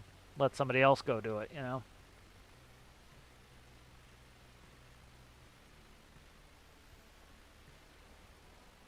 Because, like, this is about the max you'd want to go in these waves. You know, what are we doing here? We're doing... I got a speedo on here? Can't remember if I have a speedo on here or not. Right there, I got a linear speed. We're doing about 14 knots. So we're still going very fast for these conditions.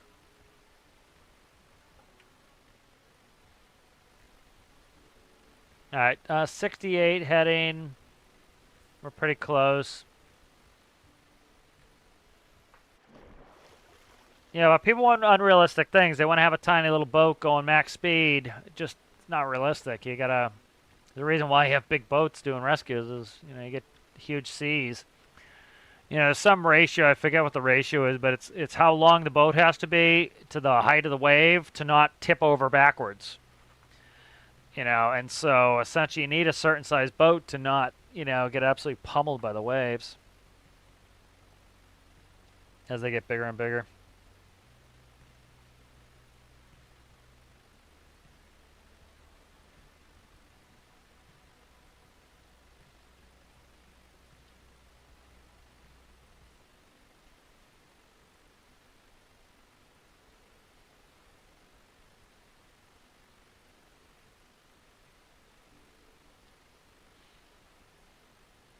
Yeah, I really enjoyed Alistair's challenge. It was a lot of fun. You know, I love the mining and stuff. So it'd be good to see the challenge. I was, you know, I was fighting it for a long time. What, you know, he ended up doing, which was, you know, reducing the number of builds he's reviewing, which I'm on board with. You know, it was, I had some where it was like, what was it, 20, 30 builds? You know, my longest video took me 16 hours to make for the build challenge. It's just too much, you know. And so I hated you know, cutting down the number of people I was reviewing, but you know, I think it was a smart idea from Alistair. He's gonna have his mods pick the top 7 and then review those. You know, Jersey, I didn't like Jersey's way, having the community vote for it, because you know you got people who were like, hey, they tell 10 of their friends, hey, go vote for my build, and then they get in every time. I think having the mods do it is a good way to do it. All right, so now see the conditions didn't last that long, so have a little patience. The wind, you know, went away, and now we're back up to speed. 64, 64. We're getting there close. Yeah, so we're coming around here. It could be anywhere around here. We're already kind of in the zone. It's the red and white, the black and white boat, I believe. Black and white boat's gone missing.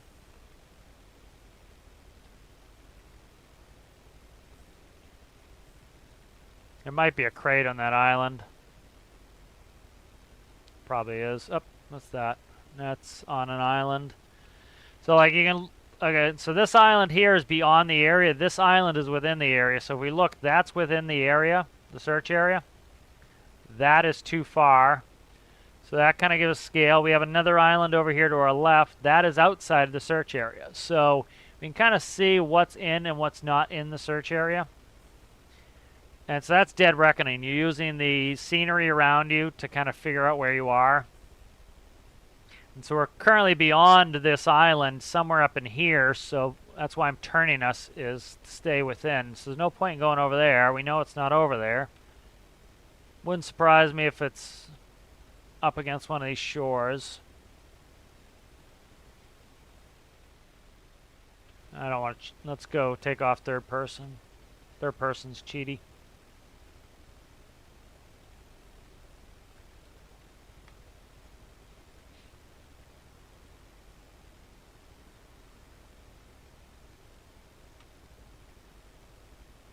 Alright, so we're circumnavigating this one here, and then we'll come up, we'll circumnavigate around here, and then we've pretty much seen most of the area.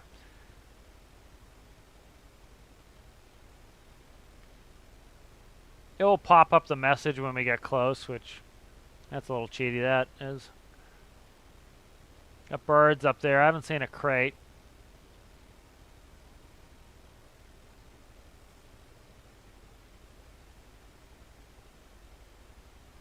Make sure it's not in between.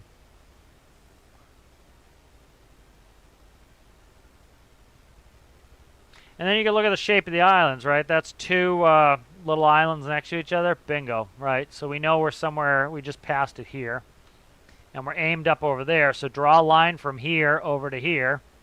And you kind of know where we're headed, right? You don't need sophisticated moving map, you know.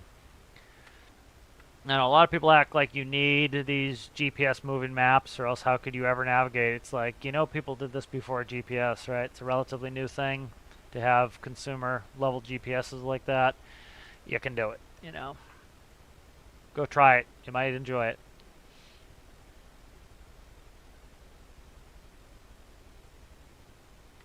It's one reason why I don't like sticking radar on the boat. I'd just be able to find this in 2 seconds. It's like, it's not what I want to do. I want to kind of drive around. The other thing, too, is this boat could have sunk. That happens sometimes, too, so we'll see. So with this boat out, we have 78,000. I don't think that plane is 78,000, so we might be able to keep them both in the world.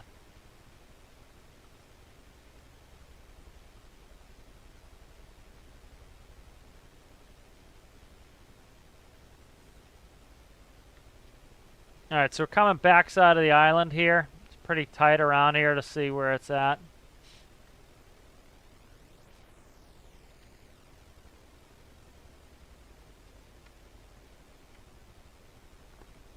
Got good fuel left.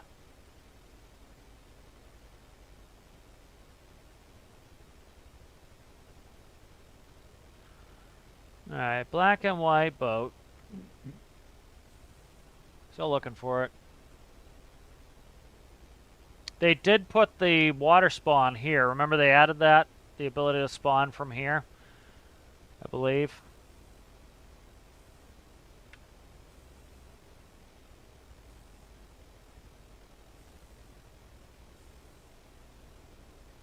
Where the hell is this black and white boat? I'm not seeing it. There it is, right there. Alright.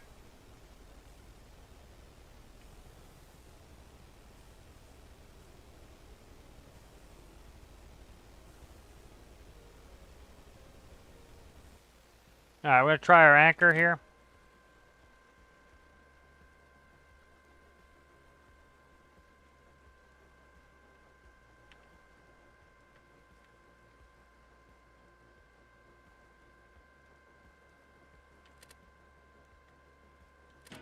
All right, good. We're hooked up with our anchor. Let's kill all the lights.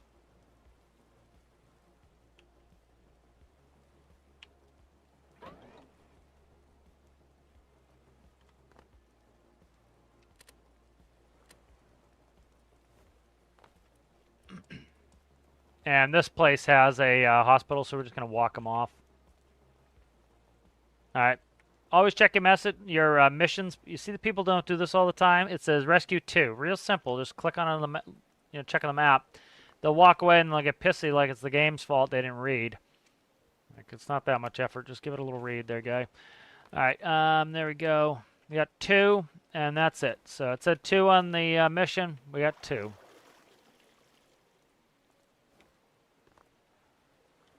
All right. There we go.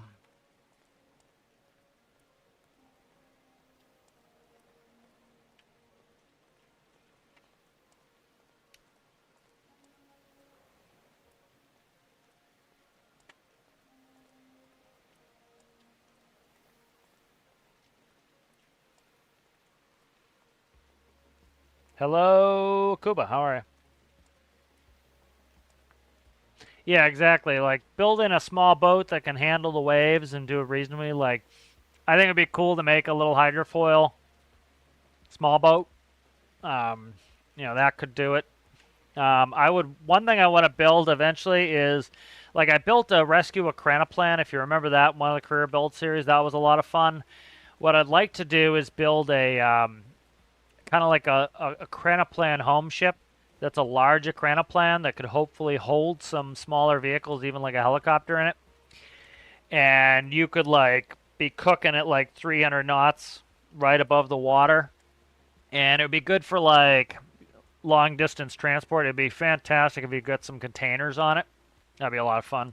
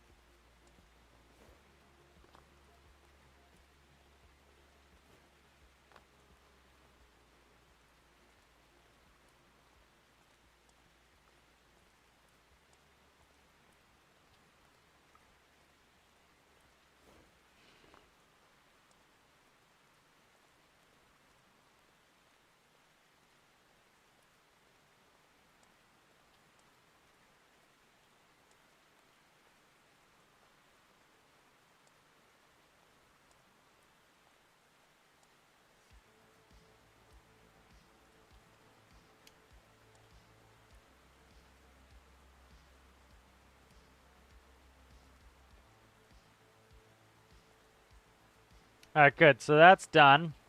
One thing I didn't do that I always talk about doing that you should do is save before you do the mission. It's not a big deal. All right, so I recommend that you save before you do the mission, especially when you're new and you don't have a lot of money in game. Save before you do the mission, and then always save a backup, and then always back it up your files. But you do that, and now it's locked in. We've got that, and we can always go back and delete old saves that we don't need anymore that are way behind. But now, if something catastrophic happened or a game file got corrupted, I just go back to one of my old ones, and I don't lose really all that much. And if I looked and I said, I lost about 20 grand of money, I can put that 20 grand in, and then instead of fretting about it, just continue on with my life, and keep a smile on my face instead of being pissy about it.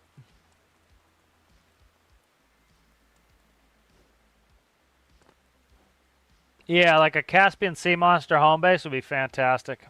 That's kind of what I was thinking was one thing I would like the devs to add, and I haven't put it on a feature request or anything, but it would be fantastic, would be, so like I showed earlier with my seaplane there, right? We're correcting for the where the center thrust is with the center of gravity by using the pitch component and the propellers, and it makes it really easy with propellers.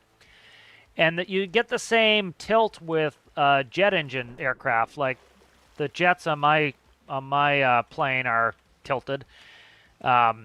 And so it would be nice if we could put a tilt factor into either the jets or what I think would be, let's say you get that, but also put in the ability to put a pitch correction in on the ducted fans. That would be fantastic. All right, good. We're all set here. All right, good. Let's back us out of here.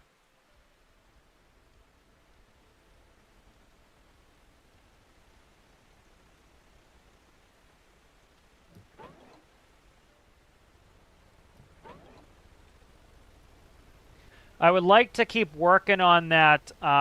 Let's actually do that. This is not that far to go to get... let me see. I think there's a spawn location here. They added it a while ago. People that asked for it. Like, when people are like, oh, the devs don't give us what we want, they might not give you what you want, but they're giving people who've asked for things like the ability to spawn a boat here now. That was something people had asked for. There's the workbench right there. They added that. You know, they're adding things that they can add. They just added the big one for me was the RPS connections for the pivots. That was something I've been asking for a long time. That came into play with my latest build for the challenge. They just added it last time, the ability to do it with fluid. That's awesome. You know, and so this is going to be a base we could buy that would be useful. It's 90,000. And it has a runway, and it also has the ability to spawn a large ship. It also has a fish seller here. Is a good moneymaker. They did make the crab better, as far as I'm concerned. The crab was instant spawn. That was really cheaty and terrible because you could sit there, and your pots would fill up instantly. That's pretty shitty as far as I'm concerned. But like one passive income thing you can do is go drop some pots off, then go do a mission, come back, the pots will be full, pick up your pots, and then, you know, passively make a little bit of income from fishing. All right, 253. Right there is 253, and there's 2 minutes to base. All right, let's read some chat. How's it going there, Tripper? Good to see you. I was gonna go on your Discord, post some pictures. I gotta get back there. My Discord's been pretty dead lately. How's it going there? Get your base on 891.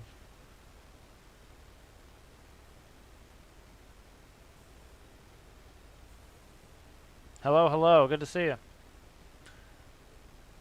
Make boat that has stabilizer. This is boat that has stabilizer. Yeah, this boat has stabilizer.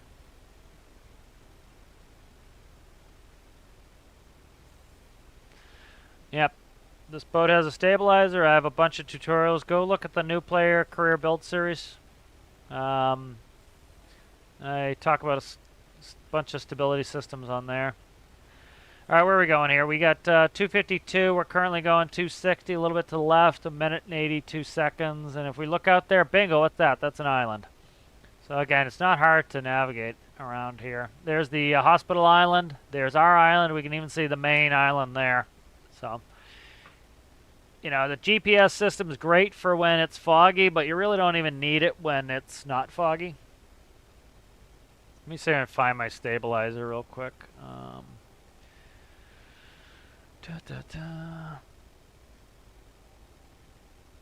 Yeah, check out the new player career build series. That's got a bunch of good videos, but I'll just put a link to the stabilizer in there.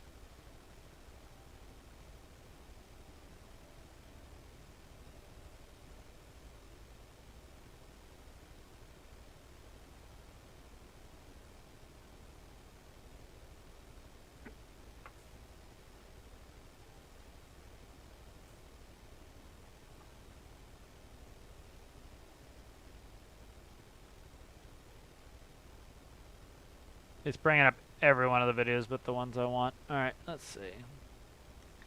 I'll find a playlist for it. Sometimes searching through Google videos is not that easy. Not very helpful.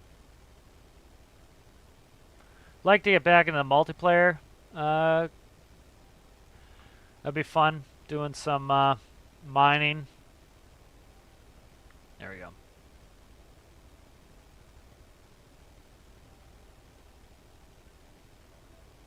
All right, here's the link for the new player career build series where I make the stabilizer.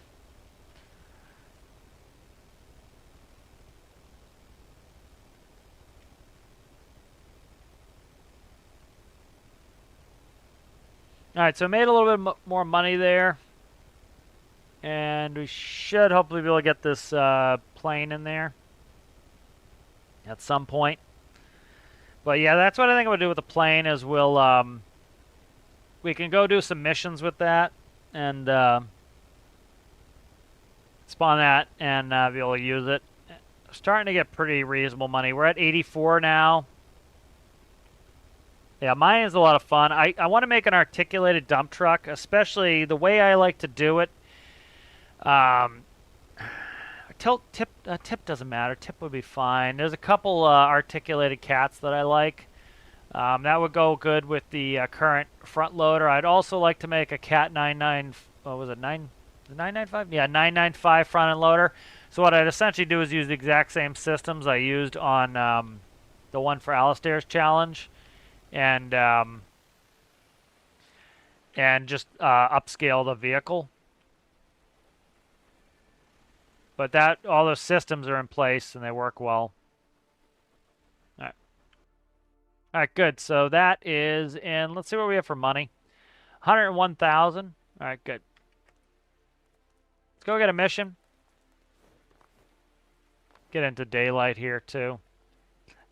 I'm not going to run us at night all the time here. I will do a couple nights and then I'll just override time so that you guys can actually see something a little bit better. I know it's hard to see when it's nighttime like this. But I also don't like to deprive of night rescues. They're kind of a little bit more challenging. All right, we're going to get it off night. There we go. All right, good. Let's see where this is. All right, so it's up here right by this base. So we're going to head over to this base, and then I think we'll switch to the plane. Because that's good. It's right next to that base, so that'll be good. So again, what did I say to do? Go up and save this. Alternate between your saves. And then you can always delete off old saves. But you have a glitch, you have something that happens that corrupts your save file, you don't lose much. And you're not crying. All right, what are we? All right, we're pretty good. All right, let's see. What is our diesel at? Still good. All right.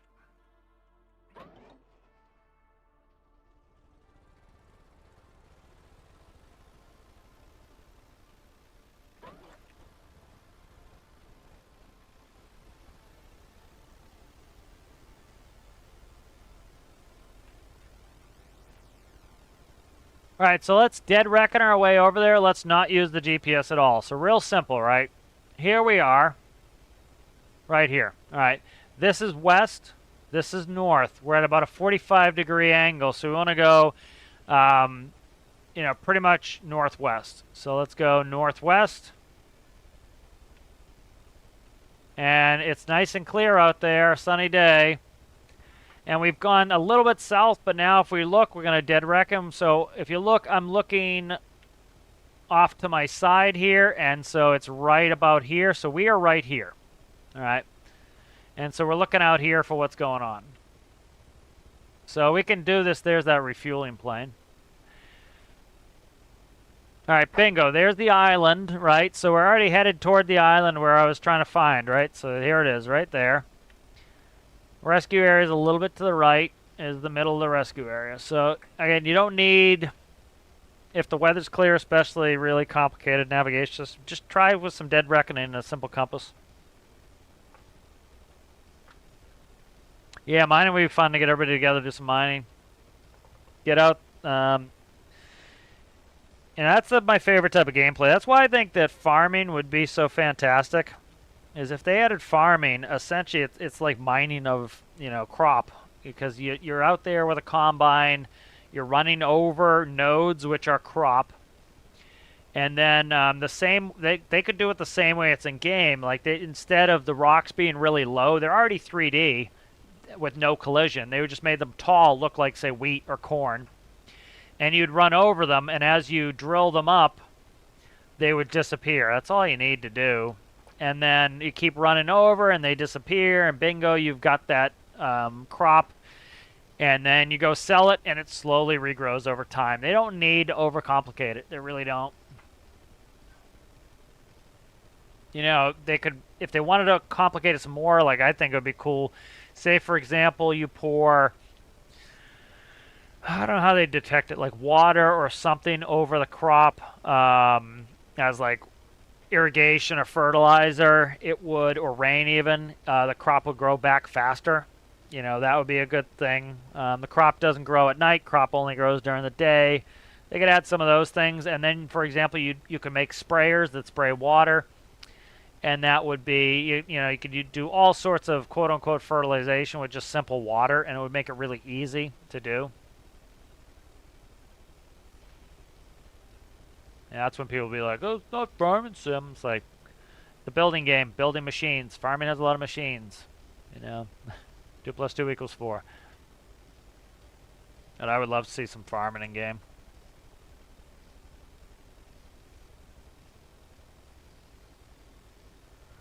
Alrighty.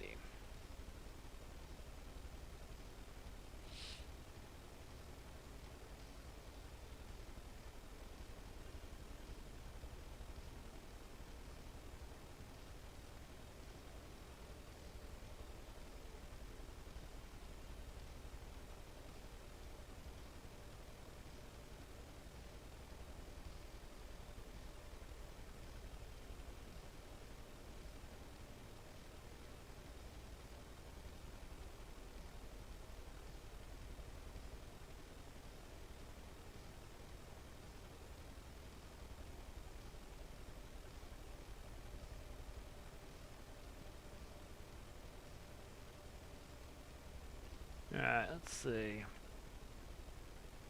Alright, let's read the mission, see what we're looking for here. In distress, requiring assistance, 2,000. Search the area and locate the emergency. So, not too much information.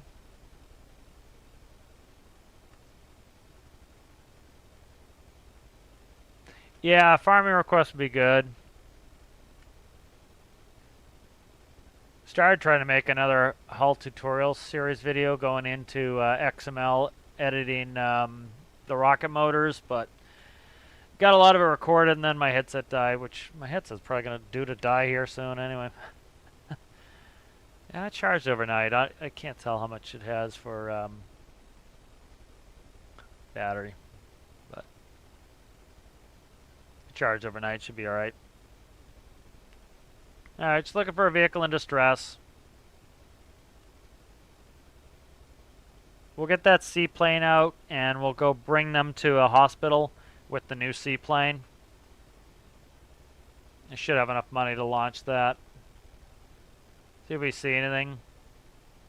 Alright, so we're pretty much off the end of the runway here, so we're right about here. So we're up about probably here toward the center, so it could be it's a pretty wide area here.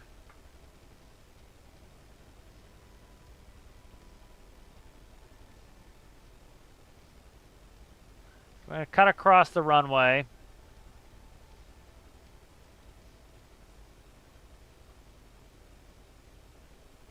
There it is. Is that it? Right against the shore? That's it. It's right against the shore. All right.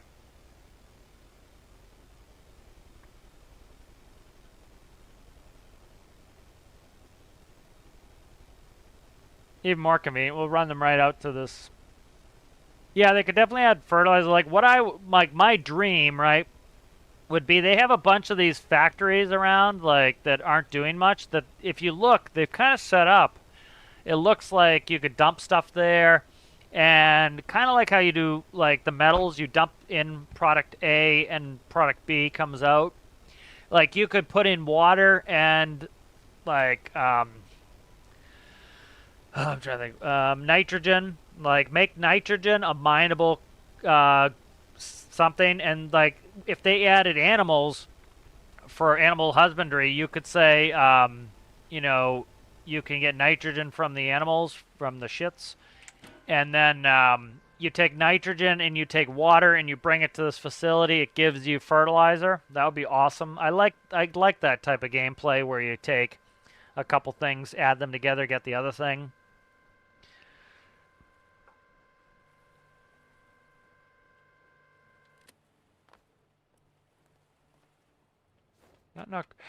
Not grab. No, it's still not on the bottom. All right.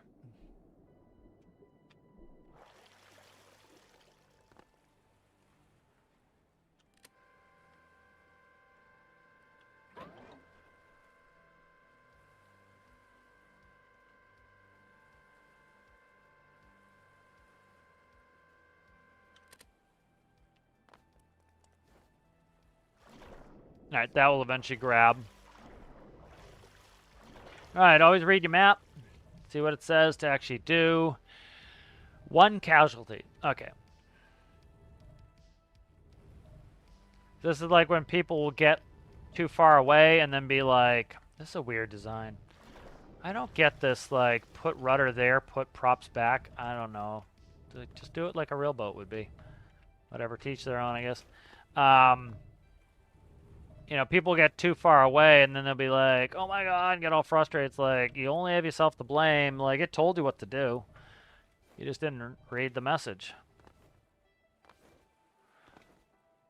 Alright, so those who've just kind of joined, what we're doing here is, you know,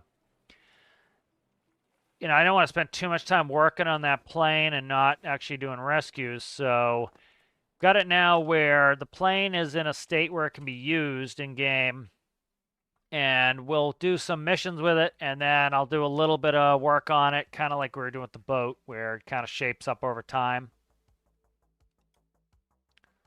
What's this cost? That is, oh, beautiful, 22,000. It costs nothing. All right, good. I like it.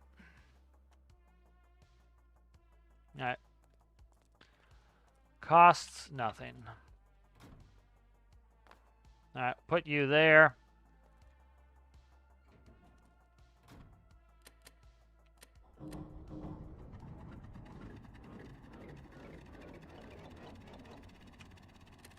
There we go.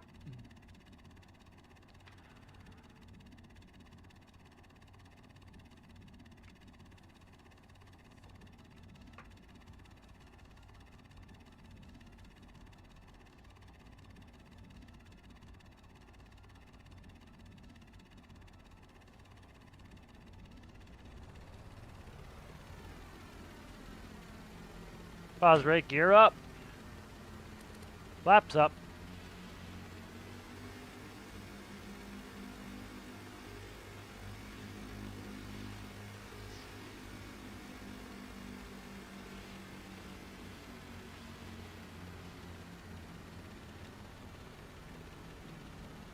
Alright, so that's 260 knots, so good fast speed. Let's find a place to land this that's near a hospital. Try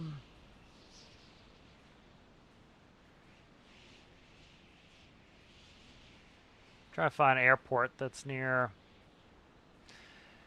See, the problem is I gotta buy bases if I want to just spawn a vehicle.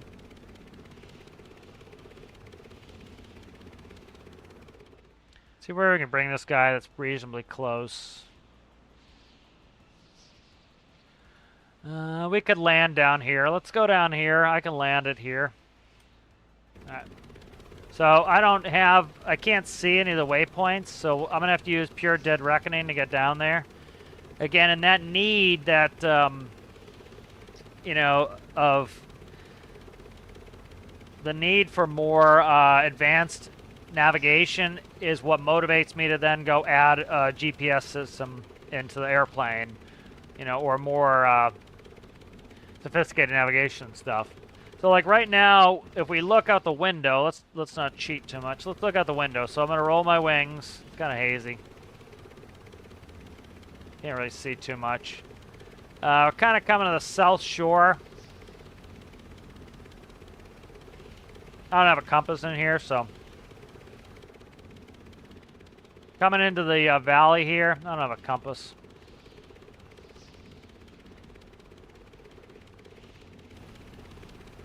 Visibility is kind of shit right now. I don't have a compass, so that's not really fair to me to not have a compass in this. So we definitely need to put a compass in here, but I know where we are. We got this this bay right here. That bay is where we're coming across. So we're going to keep heading south. And I don't have a compass, so I kind of got to... I'm going to have to look out in third person to see a little bit more, because if I had a compass, I could dead reckon this a little bit more, but without a compass, I can't really see too well. So we'll throw a compass in there.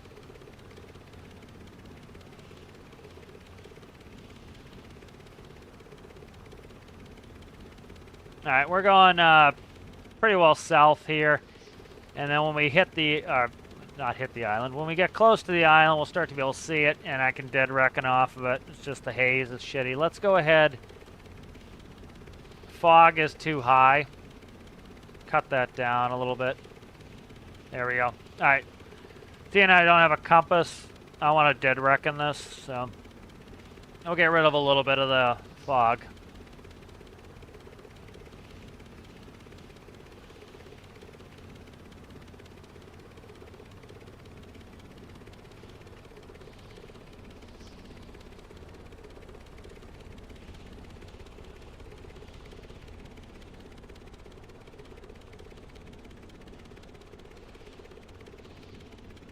Alright, so there at the end right there is right here. So that's around where the hospital is. So we're going to come in and we can land on this area here. If you look at the water, you can see where the wind is coming in from. So the wind is coming in from over our shoulder. So we want to go land into the wind. So right about there is where the wind is.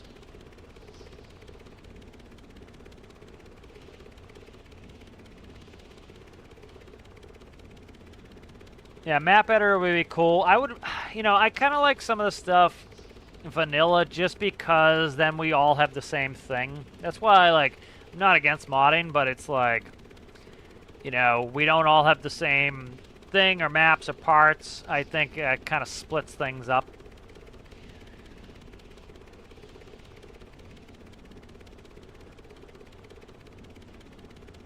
Yeah, no train. Yeah, that's why I cut the fog down, is like, all it's doing is being a pain in my ass and not actively aiding gameplay at this point. Once I get in, like, proper compass and everything, we'll be in good shape here. Alright, we're going to come land into the wind. We're going to start to increase the prop pitch. And bring back the thrust. Alright, we can verify this by looking. You can see the props coming forward. And they're getting, the blades are getting thinner and thinner. Alright, you can see where the wind's coming from. Alright, gear's coming down. Full flaps. Gonna have to add some thrust because the flap's gonna add drag. And about here is 100. I want to keep about 100 in this plane. I don't have a good stall speed figured out for this yet. But this notch here is about 100, so I'm kind of watching that.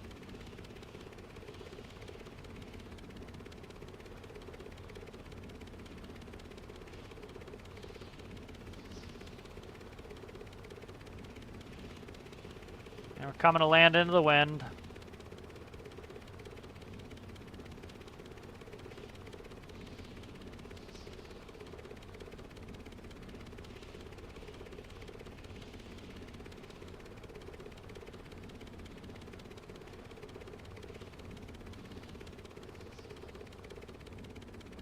Alright. Little bounce on that. Wind is very strong right now. Alright. Very strong wind right now.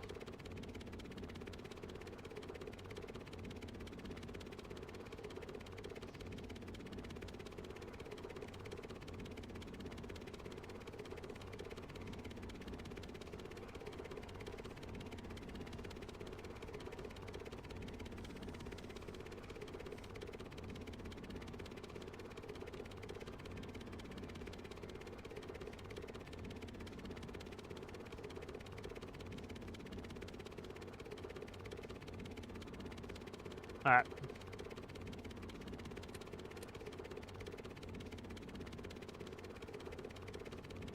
I don't know if that start-stops are actually working or not. I don't have a parking brake. Okay, they are working. All right.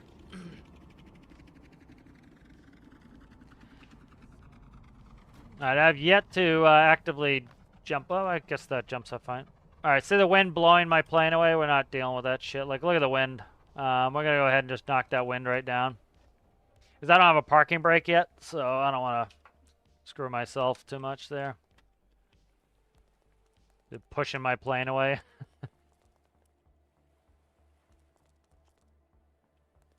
Good. Listen, sucker. I thought I pressed stop following. There we go. Alright, good. So we got that out. We got our first trip with this flying boat. That's good.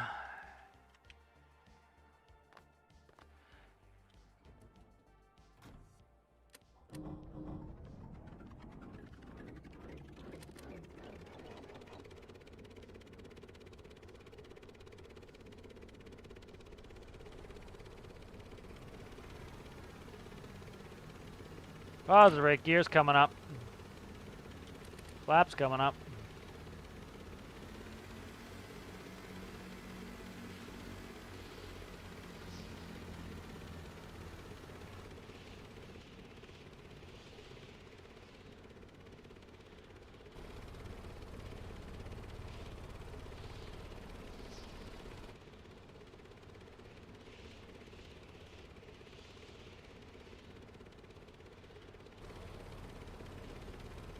It's flying really well. It flies and lands in the water really well. You know, it's doing landing on the land pretty well. That was pretty resilient. Like, that wasn't the best landing. The wind was too high for this airplane. And to be landing off field like that. I wasn't fully in the wind, but feel pretty well. I'll go back and we'll land up here. And I'll try to dead reckon up there, even though, like, I need to have some sort of... I'll put a bearing panel in here.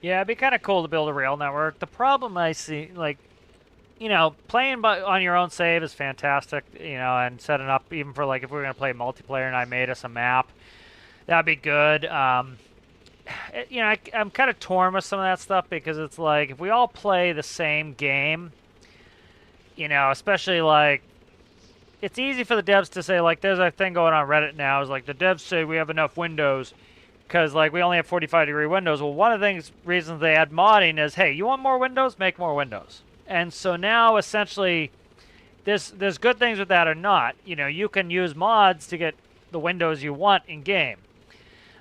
They can add the things they want to add to the game as the developer. But then we don't get that stuff vanilla. And then, for example, if the mod maker decides they're done playing or they're going to take a break or they're busy and something breaks their mod, you got to wait for them to fix it. And that was kind of the Kerbal problem was, you know, I used a ton of mods when I was playing Kerbal, and you run into a situation where you end up you know, you kind of rely on those mods, and every time the game gets updated, which Kerbal, of course, isn't updated anymore, but when Kerbal was getting updated, you would break your mods. The mods would break, and then you'd have to go, you'd have to wait, and then your save game could be toasted because the mods broke, and then, you know, you can't play without them. You become reliant on those mods, and so that's why I kind of default more towards vanilla at this point in most things for that reason. All right, we're going to start bringing our prop forward as we bring our thrust back.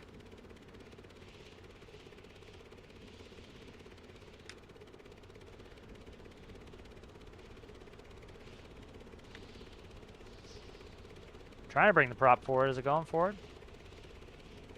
Very slow. Yeah, they're thinning out. Just taking a while. Okay. Put a little flap in. There's our runway.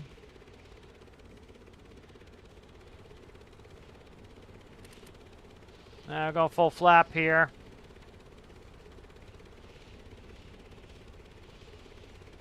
All right, we're line up on final.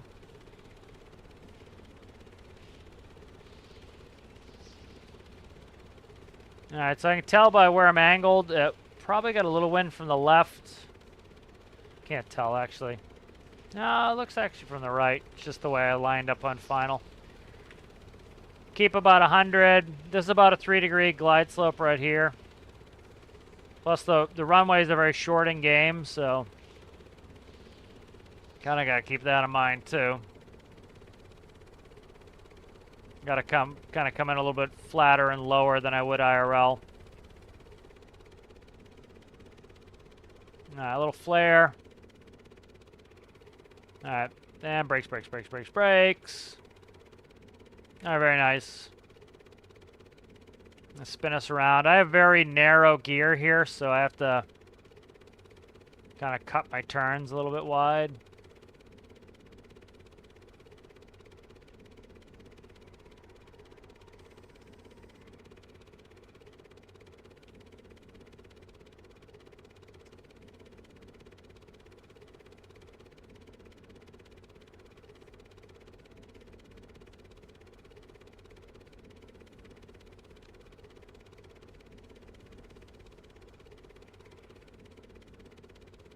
These engines are very powerful. I kick them up a little bit. We start moving fast, real fast.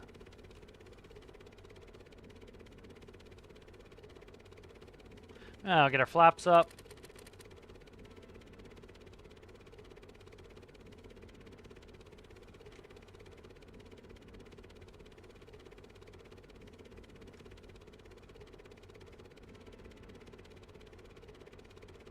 Parking brake is definitely on the list of to-do things.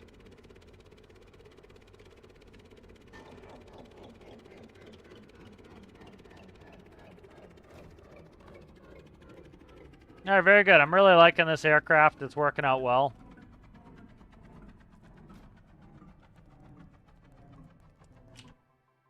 All right, excellent. So it's a good price, too. $22.5 is pretty inexpensive to run. Yes, let's check up with some chat, and I think we'll finish up.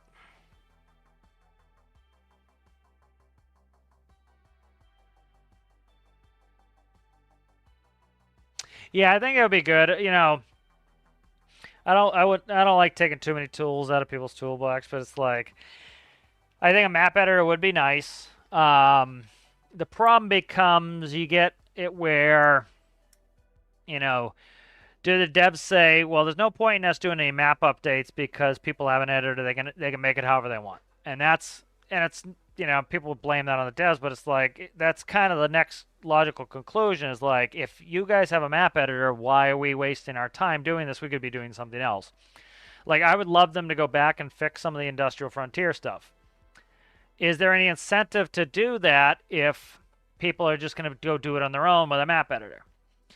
You know, one thing they could do is say, hey, we're going to run a competition, use the map editor, and build us a better industrial frontier business system. And then whoever wins, whoever we choose, will then be the new map for industrial frontier. and you get rid of the old vanilla map and you take in the one that somebody's worked on that's much better. And they would say, the dev's conditions might be it has to be very light on the system. It can't be, like too resource intensive, and it has to have kind of the same feel. And, you can't have like print money by going half a mile. You have to actually travel a little bit, so they pick under their criteria what their favorite map is and do that. Like, I think that would be good, Yeah, let's see, Tripper's comment. Case in point, old pasture mod that stopped working when we got the arid island, and the guy who made it never updated it because he stopped playing. Yeah, exactly. See, that was, I used to do a lot of that Stormlink. It was the pasture mod, and it was great. But like Tripper said, arid island came out, and then you don't have it. The guy stopped playing. Somebody did an unofficial one of it. One of the problems with that was you had Stormlink where, let's bring up Stormlink real quick. They put in a lot of like cool like bus terminals and stuff like that, but they were incredibly resource intensive.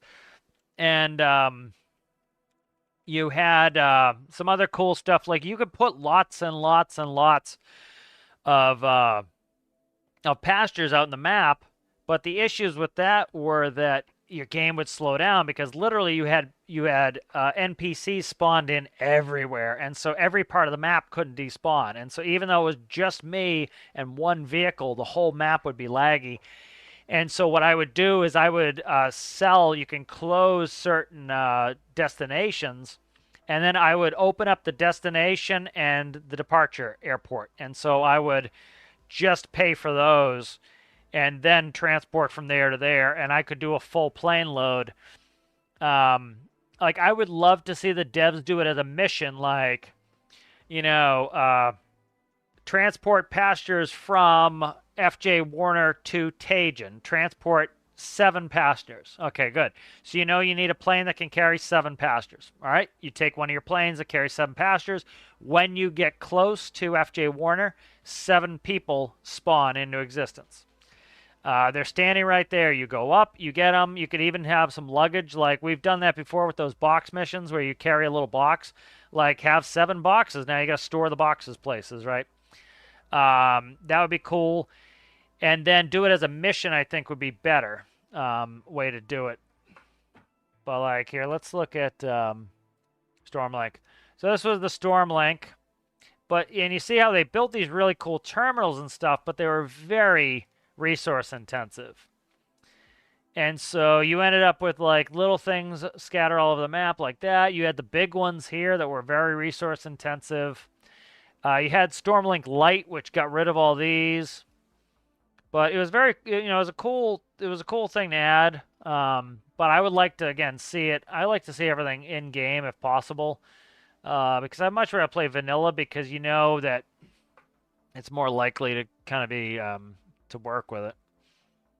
I'm trying to find the light. Is that 727? That's cool. It was a very cool light. It was very cool when it worked, but it has long since been abandoned.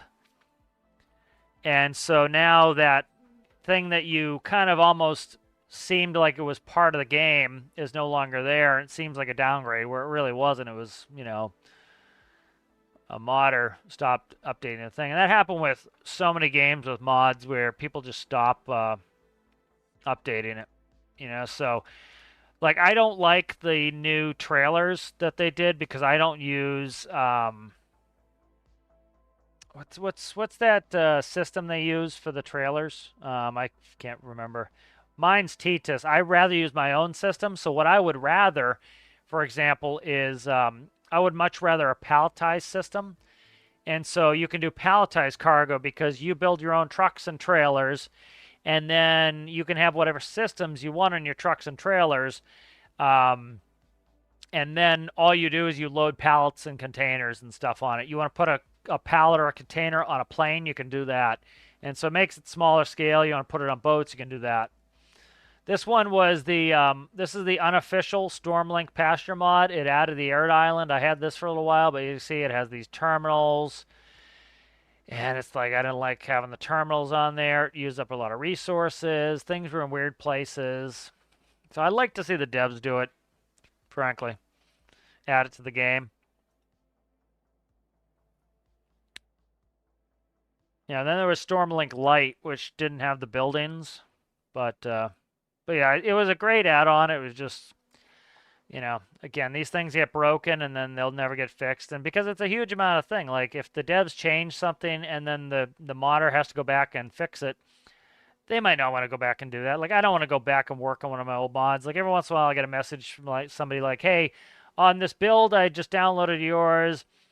This isn't working, you know, can you fix it?" And it's like, no, that's from 4 years ago. I'm not going back and fixing that, you know. And so you can imagine why somebody's like, I don't want to do this. I don't want to go back and edit something that I don't use anymore, you know, or they've moved on to other things or play other games. And so it's like I'd much rather it be vanilla, frankly. But a bunch of cool stuff came out of that mod. But, all right, let me save up. And then it should be good. So this is good. We'll save that as backup. And then we have the other one in case something gets corrupted. We're saved, so I recommend you do that. But it's good to see everybody. Thanks for watching. If you liked the video, give the video a like. If you're new and you enjoyed, consider subscribing. And I'll see you guys in the next one.